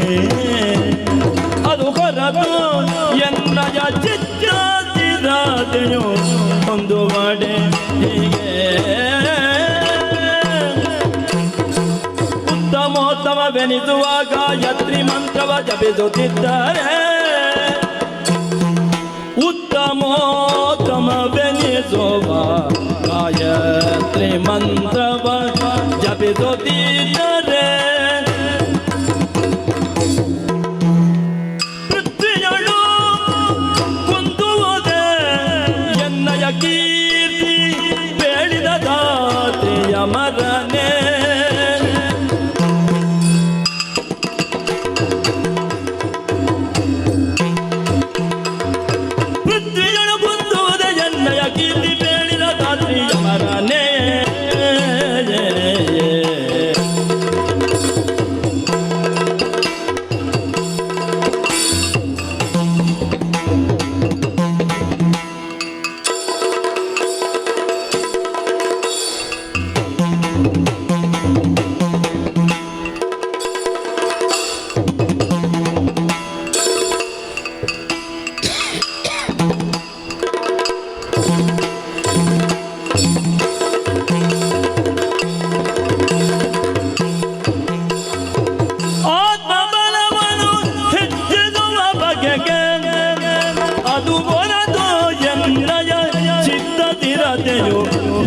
ಬದಗಿಗೆ ಆ ಆ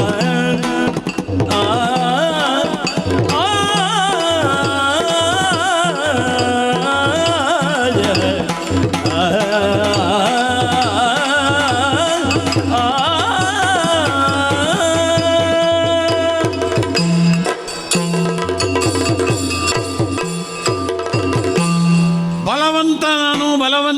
ಬಲವಂತ ನಾನು ಹೌದು, ಎಚ್ಚರಿಸ್ತಾ ಇದ್ದೀನಿ. ಆ ಎಚ್ಚರ ಯಾವಾಗಲೂ ನನ್ನಲ್ಲೂ ಇದೆ. ಉಂಟ ನಾನು ಬಲವಂತ, ಹ್ಞೂ. ಆದರೆ ಈ ನನ್ನ ಬಲ ಅನ್ನುವಂಥದ್ದು ಎಲ್ಲೆಲ್ಲ ನಿಕ್ಷಿಪ್ತವಾಗಿದೆ. ಯಾಕಂದ್ರೆ ಹಿಂದೆ ಒಬ್ಬನಿಗೆ ಹಾಂ ಬಹುಬಲಾಢ್ಯತೆ ಇದ್ದಾಗಲೂ ಹಾಂ ಅದು ಉಂಟು ಅಂತ ತಿಳಿಲಿಕ್ಕಾಗದ ಒಂದು ಮೌಢ್ಯ ಇತ್ತಂತೆ. ಕೆಲವರಿಗೆ ಇರ್ತದೆ. ಯಾರೋ ಬಂದು ಇಲ್ಲ ನೀ ಬಲಿಷ್ಠನಿದ್ದೀಯ ಅಂತ ತಿಳಿದು ಹೇಳಿ ಇವನು ಬೇರೆಯವರು ಹೇಳಿದರೆ ಮಾತ್ರ ಅವನ ಬಲ ಅವನಿಗೆ ಅರ್ಥ. ಸ್ವಾತ್ಮ ದರ್ಶನ ಎಲ್ರಿಗೂ ಎಲ್ಲಿ ಆಗ್ತದೆ? ನನಗೆ ಖಂಡಿತವಾಗಿಯೂ ಗೊತ್ತುಂಟಲ್ಲ. ಗೊತ್ತುಂಟು ಮಾತ್ರ ಅಲ್ಲ, ನೀವೀಗ ಹೇಳಿದಾಗ ಹೊಸ ವಿಷಯ ಅಲ್ಲದಿದ್ರು ಹಳೆ ವಿಷಯವನ್ನು ಪುನರಪಿ ತೊಳೆದು ಪ್ರಕಾಶಿಸುವ ಹಾಗೆ ಮಾಡಿದ ಹಾಗಾಗಿ. ಬ್ರಾಹ್ಮಣರು ಯಾವಾಗಲೂ ಹಾಗೆ ಮಾಡೋದು, ಹಳತನ್ನೇ ಸ್ವಲ್ಪ ತಿಕ್ಕಿ ಹೊಸತಾಗಿ ಹೊಳಪು ಕೊಟ್ಟು. ನಾವು ಹೇಳುವುದು ಬ್ರಾಹ್ಮಣರು ಕೊಳೆಯನ್ನು ತೊಳೆಯುವವರು. ಹೌದು, ಕೊಳೆ ತೊಳೆದ್ರಲ್ಲೋ ಹೊಳೆಯುವುದು. ಆವಾಗಲ್ವ ನನ್ನಂಥವನ ಹೊಳಪು ನನಗೆ ಗೊತ್ತಾಗುವುದು. ಹಾಗೆ ಹೊಳೆದ್ರಲ್ಲೋ ಉಳಿದದ್ದು ತಿಳಿಯುವುದು. ನಾನು ದೊಡ್ಡವನೇ ಅದು ನನಗೆ ಗೊತ್ತಿದೆ. ಈಗ ನೀವು ಹೇಳಿದಾಗ ಆ ನನ್ನ ದೊಡ್ಡತನಕ್ಕೆ ಎಲ್ಲಾದರೂ ಒಂದು ಕೊರತೆ ಬರ್ತದೋ? ಈ ದೊಡ್ಡದು ಬಲಿಷ್ಠತೆ ಶ್ರೇಷ್ಠತೆ ಅವನವನ ಬುದ್ಧಿಶಕ್ತಿ ಚಿತ್ತದ ಮೇಲೂ ಉಂಟು. ಹೌದೌದು. ಚಿತ್ತ ವಿಕಾರವಾದವನು ಯಾವ ಕೆಲಸ ಮಾಡಿದರೂ ಅದನ್ನು ಜಗತ್ತು ಮೆಚ್ಚುವುದಿಲ್ಲ. ಎಷ್ಟು ಬಲಿಷ್ಠನಾದರೇನು, ಎಷ್ಟು ಬಲಿಷ್ಠನಾದರೂ ಪ್ರಯೋಜನ ಇಲ್ಲ. ಹಾಗಾಗಿ ದೇಹ ಶಕ್ತಿಯನ್ನು ನಿಯಂತ್ರಿಸುವಂತಹ ಆ ಚಿತ್ತಶಕ್ತಿ ಯಾವತ್ತು ನಿಖರವಾಗಿರಬೇಕು. ಮುಖದಲ್ಲಿ ಪ್ರಕಾಶ ಅಂತ ಹೇಳಿದರೆ ಅದೇನು ಬಣ್ಣ ಹಾಕಿದ ಪ್ರಕಾಶ ಆಗಬಾರದು. ಓಜಸ್ಸು ಬೆಂಕಿಯಂತೆ, ತೇಜಸ್ಸು ಬೆಳಕಿನಂತೆ ಅದು ಮುಖದಲ್ಲೆದ್ದು ಕಾಣಬೇಕು. ಅದು ಆಗಬೇಕಿದ್ರೆ ಚಿತ್ತದಲ್ಲಿ ಸ್ಥೈರ್ಯ ಅದು ಬೇಕು, ಉಂಟಾಗಬೇಕು. ಆ ಸ್ಥಿರತೆಯನ್ನು ಕೊಡಬಲ್ಲಂಥದ್ದು ಗಾಯತ್ರಿ ಮಂತ್ರ. ಆ ಗಾಯತ್ರಿ ಮಂತ್ರದಿಂದ ನಾನು ಸಾಧಿಸಿದ್ದೆಲ್ಲವೂ ನನ್ನಲ್ಲೇ ಉಳ್ಕೊಂಡು ಒಂದಿಷ್ಟು ವಿಚಲನೆಯನ್ನು ಹೊಂದದ ಹಾಗೆ ನಾನು ಅದನ್ನು ಉಳಿಸಿಕೊಳ್ಳುವುದಕ್ಕಾಗ್ತದೆ. ಹಾಗಾಗಿ ನನ್ನ ಏಕಾಗ್ರತೆಗೆ ಮಾಧ್ಯಮ ಗಾಯತ್ರಿ ಮಂತ್ರ. ಆ ಏಕಾಗ್ರತೆಯಿಂದ ನನ್ನ ಸಾಧನೆಗಳೆಲ್ಲ ಸುಸ್ಥಿರವಾಗಿ ಉಳ್ಕೊಂಡಿದೆ. ಆದ್ದರಿಂದ ಸ್ವಾಮಿ, ಜಗತ್ತಿನಲ್ಲಿ ನನ್ನನ್ನು ಶ್ರೇಷ್ಠನನ್ನಾಗಿಸಿದ ಈ ಗಾಯತ್ರಿ ಮಂತ್ರ ನನಗೆ ಬೇಡ ಅಂತೇಳಿ ಹೇಳ್ತೀರಲ್ಲ ನೀವು. ಈಗ ಸಿಟ್ಟು ಮಾಡಬಾರದು. ಹಾಂ, ನೀ ಹೇಳಿದ್ರಲ್ಲೇ ಒಂದು ದೋಷ ಕಾಣ್ತದೆ. ಪರಿಪೂರ್ಣ ನೀನು, ಹೌದು, ಪೂರ್ಣ ಸತ್ವವುಳ್ಳವನು ನೀನು ಅಲ್ಲ ಅಂತ ನೀ ಸ್ಥಾಪಿಸಲಿಕ್ಕೆ ಪ್ರಯತ್ನ ಮಾಡುವಾಗ ನನಗೆ ಕಾಣುವುದು ಏನದು, ಇರುವುದನ್ನು ಸ್ಥಿರವಾಗಿ ಕಾಯ್ದುಕೊಳ್ಳುವುದಕ್ಕೆ. ಈಗ ಅದು ಇಲ್ಲದೆ ಇದ್ರೆ ಇದು ಉಳಿಯುವುದಿಲ್ಲ ಅಂತ ಆಗ್ತದಲ್ಲ. ಹೌದಪ್ಪ. ಈಗ ನಿನ್ನಲ್ಲಿಯೂ ಉಳಿಲಿಕ್ಕಿಲ್ವಾ? ನನ್ನಲ್ಲಿ ಇದು ಏನಯ್ಯ ಹಿಮವತ್ ಪರ್ವತ, ಬೇರೆಯವರಲ್ಲಿ ಹಿಮದ ರಾಶಿಯನ್ನು ಸಾಲ ಕೇಳುವುದು, ಅದು ಸಾಧ್ಯವೇ ಇಲ್ಲ. ಏನಿದು ಏನು ನನ್ನ ದೊಡ್ಡಸ್ತಿಗೆ ಇನ್ನು ಎಲ್ಲಿಯವರೆಗೆ ಒಪ್ಪಿದಿರಿ? ವಿಧಿಯವರವನು ಮನದಿ ಯೋಚಿಸಲು ಒಮ್ಮೆ ಆಲೋಚನೆ ಮಾಡು.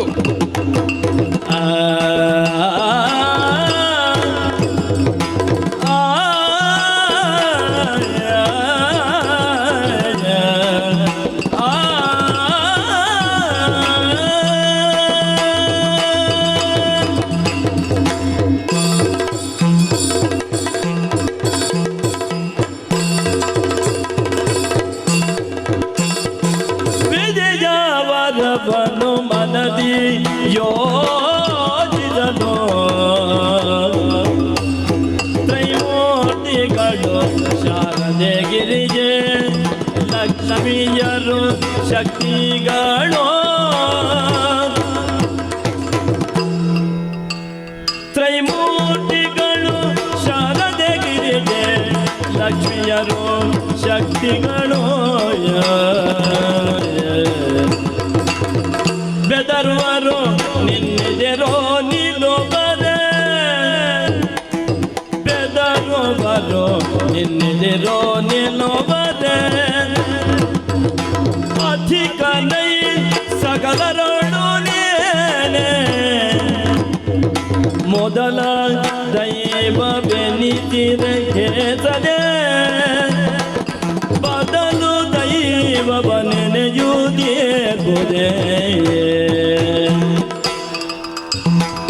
ಮೊದಲ ದೈವ ಸದೆ ಬದಲು ದೈವ ನೆನೆಯುವುದೇ ವಿದ್ಯ ವರವನು ಮನದಿ ಯೋಜಿಸಲು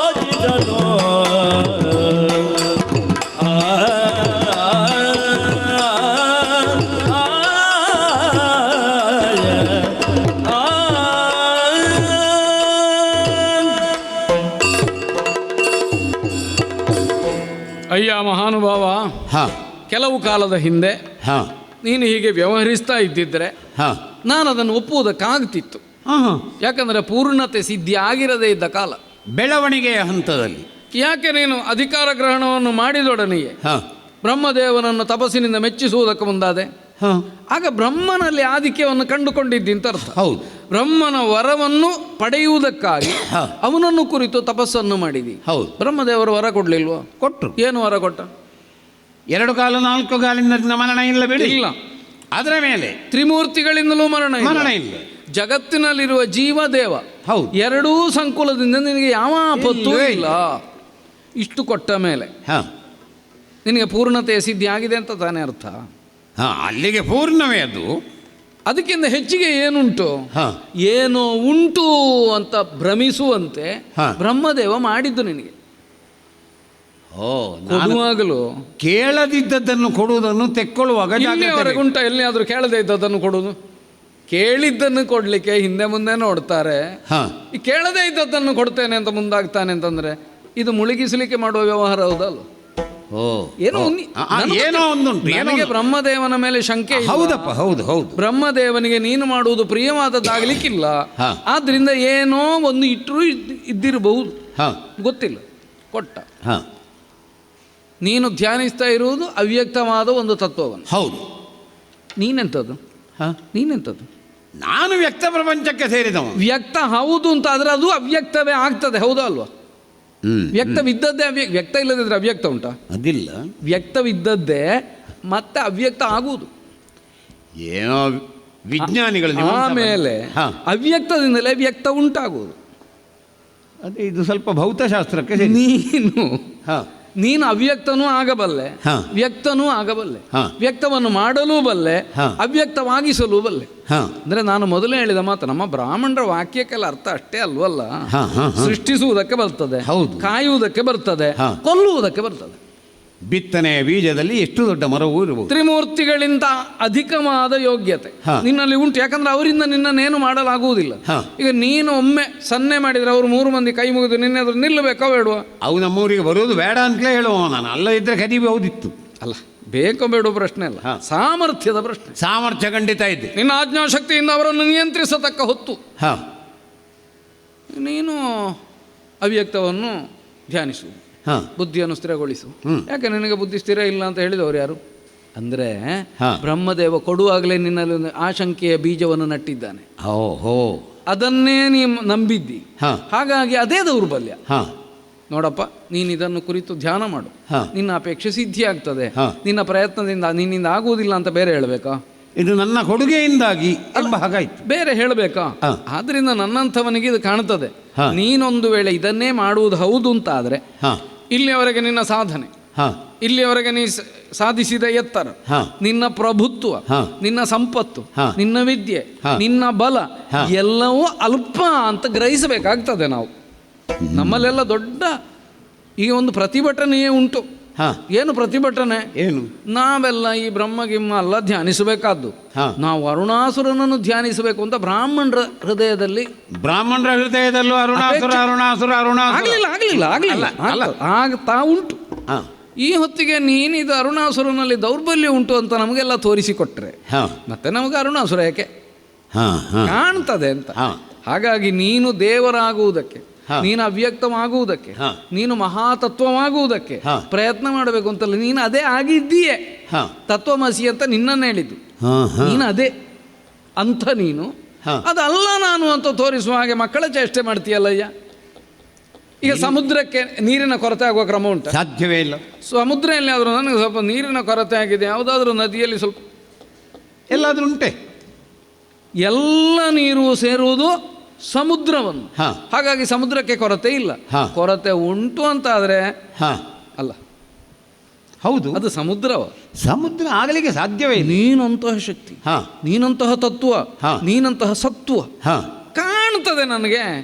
ಆದರೆ ಅಸಹಾಯಕತೆಯು ಕಾಣ್ತದೆ. ನೀವು ಉಪಯೋಗಿಸಿದಂಥ ಎರಡು ಮಾತು ಒಂದೇ ಸಿದ್ಧಾಂತದ ಅಥವಾ ಒಂದು ವೈಚಾರಿಕತೆ ಮೂಲವೇ ಹೌದಾದರೂ ಅದಕ್ಕೆ ಹೊಸತೊಂದು ವಾಕ್ಯನ್ನು ನೀವು ಕೊಟ್ಟ ಹಾಗೆ ಕಾಣ್ತದೆ. ತತ್ ತ್ವಮ್ಮಸಿ ಅಲ್ವ? ಅದುವೇ ನೀನು ಯಾವುದರ ಕುರಿತಾಗಿ ನಾನು ತಪಸ್ಸು ಧ್ಯಾನ ಅದೇ ನೀನು, ಅದು ನಾನೇ. ಹಾಗಾದ್ರೆ ಅಂದ್ರೆ ನಮ್ಮದು ತತ್ವಗಳೆಲ್ಲ ಹಾ. ಸಣ್ಣ ಬಿಂದುವಿನಿಂದ ತೊಡಗಿ ಹಾ. ಸಿಂಧುವನ್ನು ಮುಟ್ಲಿಕ್ಕಿರುವುದು. ಹಾಗಾದ್ರೆ ಅಹಂ ಬ್ರಹ್ಮಾಸ್ಮಿನ್ ಅದು ಅಪೂರ್ಣ. ಅಲ್ಲ, ನೀನು ಅದನ್ನು ಹೇಳಬೇಕಾಗಿಲ್ಲ, ನಾನು ಹೇಳಬೇಕಾದ್ದು ಅಹಮೇವ ಅಲ್ವಾ? ನಾನೇ. ಒಬ್ಬನೇ. ಹಾ, ಹಾಗಾದ್ರೆ ಅಷ್ಟು ದೊಡ್ಡವ ನಾನು. ಸ್ವಾಮಿನ್ ಬಿಡಿ ಬಿಡಿ.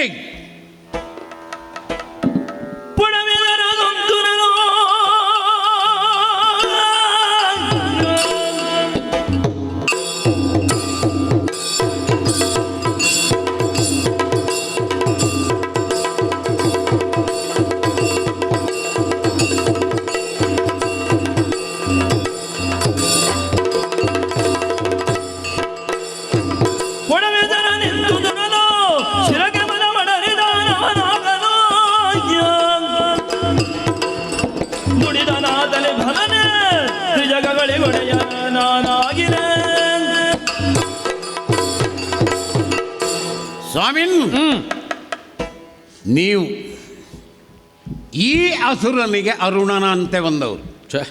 ಬೆಳಕಿನ ಉದಯವನ್ನು ತೋರಿಸಿದಿರಿ. ನಾವಿದ್ದದ್ದನ್ನು ಹೇಳಿದ್ದು.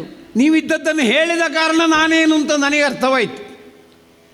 ಬ್ರಹ್ಮದೇವ ಕೊಟ್ಟದ್ದು ವರ ಅಲ್ಲ, ನಾನು ಕೇಳಿದ್ದನ್ನು ಕೊಟ್ಟದ್ದು ಅಷ್ಟೇ. ವರ ಅಂತ ಆಗಬೇಕಿದ್ರೆ ಅದು ಶ್ರೇಷ್ಠ ಇರಬೇಕು ಅಲ್ವಾ? ನಾನು ಇಂತಿದ್ದದ್ದನ್ನು ಹೇಗೆ ಆದೀತು, ನೀನು ಕೇಳಿದ್ದನ್ನು ಕೊಟ್ಟು. ಸತ್ಯವಾದರೆ ತಪಸ್ಸಿಗೆ ಮೆಚ್ಚಿದ್ದೇನೆ. ಎಂಥದ್ದು?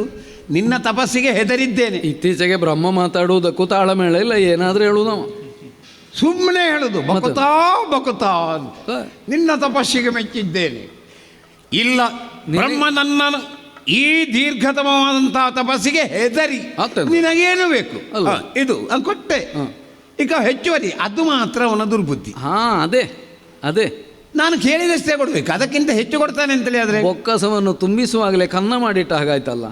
ಅಲ್ಲ, 1 ವರ್ಷ ಹೆಚ್ಚು ಕೊಟ್ಟ ಅಂದ್ರೆ ಮತ್ತಿನ ವರ್ಷ ಕತ್ತರಿ ಆಗ್ತಾನೆ ಅಂತ ಅಲ್ವಾ? ಅವ ಹೆಚ್ಚು ಕೊಟ್ಟಷ್ಟು ಇಲ್ಲಿ ಯಾವತ್ತೋ ನನಗೇನು ಲೋಪವೇ ನಾನು ಅಗತ್ಯ ಕಂಡಿತು ಅಂತೇಳಿ. ಆದ್ರೆ ಅವ ಕುಳಿತಂತಹ ಕಮಲ ಪೀಠದ ಸಹಿತ ಇಲ್ಲಿ ತಂದು ಕಟ್ಟಿ ಹಾಕಿ ಏನು ಮಾಡದೆ, ವಿಷ್ಣುವನ್ನು ಅವ ಮಲಗಿದ ಸರ್ಪ ಸಹಿತವಾಗಿ ಊರ್ನಲ್ಲಿ ಒಂದು ದೊಡ್ಡದಾದಂತಹ ಹುತ್ತವನ್ನು ನಿರ್ಮಿಸಿ ಅದರ ಒಳಗೆ ಕೂತ್ಕೊಳ್ಳಿಸಿ ರಜತಾದ್ರಿಯನ್ನೇ ಎತ್ತಿ ತಂದು ಇತ್ತೇನು. ಮಾಡಬೇಡ, ಅಲ್ಲಿ ಮಾಡುವುದಿಲ್ಲ. ನಮ್ಮ ಸಾಮರ್ಥ್ಯವನ್ನು ಪೂರ್ತಿ ಉಪಯೋಗಿಸುವುದಿಲ್ಲ ನಾವು. ಆದರೆ ನನ್ನ ಸ್ವಯಂ ಪ್ರಜ್ಞೆ, ನನ್ನ ಅಹಂ ತತ್ವ ಇದನ್ನು ಎಚ್ಚರಿಸಿದ್ದೀರಿ. ಹಾಗಿರುವಾಗ ಈ ಅರುಣಾಸುರ ಇನ್ನೊಬ್ಬನ ಮುಂದೆ, ಇನ್ನೊಂದರ ಮುಂದೆ ಸಣ್ಣದಾಗುವುದಕ್ಕೆ ಸರಿಯಿಲ್ಲ. ನೀವು ಒಳ್ಳೆ ಸಮಯದಲ್ಲಿ ಎಚ್ಚರಿಸಿದ್ದೀರಿ. ಮಂತ್ರ ಒಳ್ಳೆಯದೇ, ನಿನಗೆ ಬೇಡ, ನನಗೆ ಬೇಡ, ಅಗತ್ಯ ಇಲ್ಲ. ತನಗೆ ಬೇಡದಿದ್ದನ್ನು ಇಟ್ಟುಕೊಳ್ಳುವುದು ಹೊರೆ ಅಲ್ವೋ? ಹೊರೆ ಇಟ್ಟುಕೊಳ್ಳಿ ಅಂತಲೇ ಮಾಡಿದವರು. ಒಂದು ಮನೆಯಲ್ಲೇ ಆಗಲಿ ಬೇಕಾದ 4 ಸಾಮಾನು ಇರಬೇಕು. ಹೌದು, ಬೇಡ ಇದ್ದದ್ದೆಲ್ಲ ಯಾವತ್ತೋ ಬೇಕಾಗ್ತದೆ ಅಂತ ಇವತ್ತು ಮನೆಯಲ್ಲಿ ತುಂಬಿಸಿಕೊಂಡ್ರೆ ಅದರ ಗಡಿ ವಸ್ತು ಅಂತಲ್ಲ, ಜನ ಆದರೂ ಅಷ್ಟೇ. ಜನ ಆದರೂ ಅಷ್ಟೇ, ಬೇಕಾದನ್ನು ಮಾತ್ರ ಇಟ್ಟುಕೊಳ್ಬೇಕು, ಬೇಡ ಇದ್ದದ್ದನ್ನೆಲ್ಲ ಕಳಿಸಬೇಕು. ಹಾಗಾಗಿ ನನ್ನ ತಲೆಯಲ್ಲಿ ಈ ಬೇಡದ ಗಾಯತ್ರಿ ಮಂತ್ರವನ್ನು ತುಂಬಿಸಿಟ್ಟಿದ್ದಾನೆ ಬ್ರಹ್ಮ. ನಾನೇ ಬ್ರಹ್ಮನ ಅಪ್ಪ. ಬೇಡದ ಗಾಯತ್ರಿ ಮಂತ್ರ ಅಂತ ಹೇಳಬೇಡ, ಬೇಡುವ ಗಾಯತ್ರಿ, ಬೇಡುವ ಗಾಯತ್ರಿ. ಅದು ಸರಿ, ಅದೇ ನಿಮ್ಮಂಥವ್ರು ಬೇಕು. ಹಾಗಾಗಿ ಸ್ವಾಮಿನ್, ಇದು ಈ ಕ್ಷಣದಲ್ಲೇ ನನ್ನ ನಿರ್ಧಾರ. ತ್ವರೆದರಿದಕೋ ಗಾಯತ್ರಿ ಮಂತ್ರವ. ನಾವು ಬಂದ ಉದ್ದೇಶ ಆಯಿತು. ಇದು ನಿಜವಾಗಿ ನಮ್ಮ ಕಾರ್ಯಕ್ರಮ ಅಂತ ನಾವು ಬಂದದ್ದಲ್ಲ. ಬ್ರಾಹ್ಮಣರಿಗೆ ಯಾಕೆ ಅಧಿಕ ಪ್ರಸಂಗ ಹಾಗೆ ಅಂತ ಅಲ್ಲಿಂದ ಅಪ್ಪಣೆಯದ್ದು, ಜಗದಂಬಿಕೆಯಿಂದ ಇದನ್ನು ಮಾಡತಕ್ಕದ್ದು. ಅಂದರೆ ಒಂದು ರಹಸ್ಯವನ್ನು ತಾಯಿ ಇಲ್ಲಿ ಇಟ್ಟಿದ್ದಾಳೆ ಅಂತ ಅರ್ಥ. ತಾನು ಮುಂದೇನೋ ಮಾಡುವುದಕ್ಕುಂಟು, ಅದಕ್ಕಾಗಿ ನೀವೆಲ್ಲ ರಂಗವೇದಿಯನ್ನು ಸಿದ್ಧಗೊಳಿಸಿ ಅಂತ ಆಡಿದ್ಲು. ಅದನ್ನು ಮಾಡುವುದಕ್ಕಾಗಿ ಬಂದೆ. ನನ್ನ ಪ್ರಯತ್ನ ಸಫಲವಾಯಿತು. ಇನ್ನೇನು ದೇವತೆಗಳಿಗೆ ಯಾವುದು ಪ್ರಿಯವೋ ಅದು ಸಂಭವಿಸಲಿ. ಶುಭ ಪ್ರತೀಕ್ಷೆಯಿಂದ ನಾನು ಹಿಂದೆ ಹೋಗ್ತೇನೆ.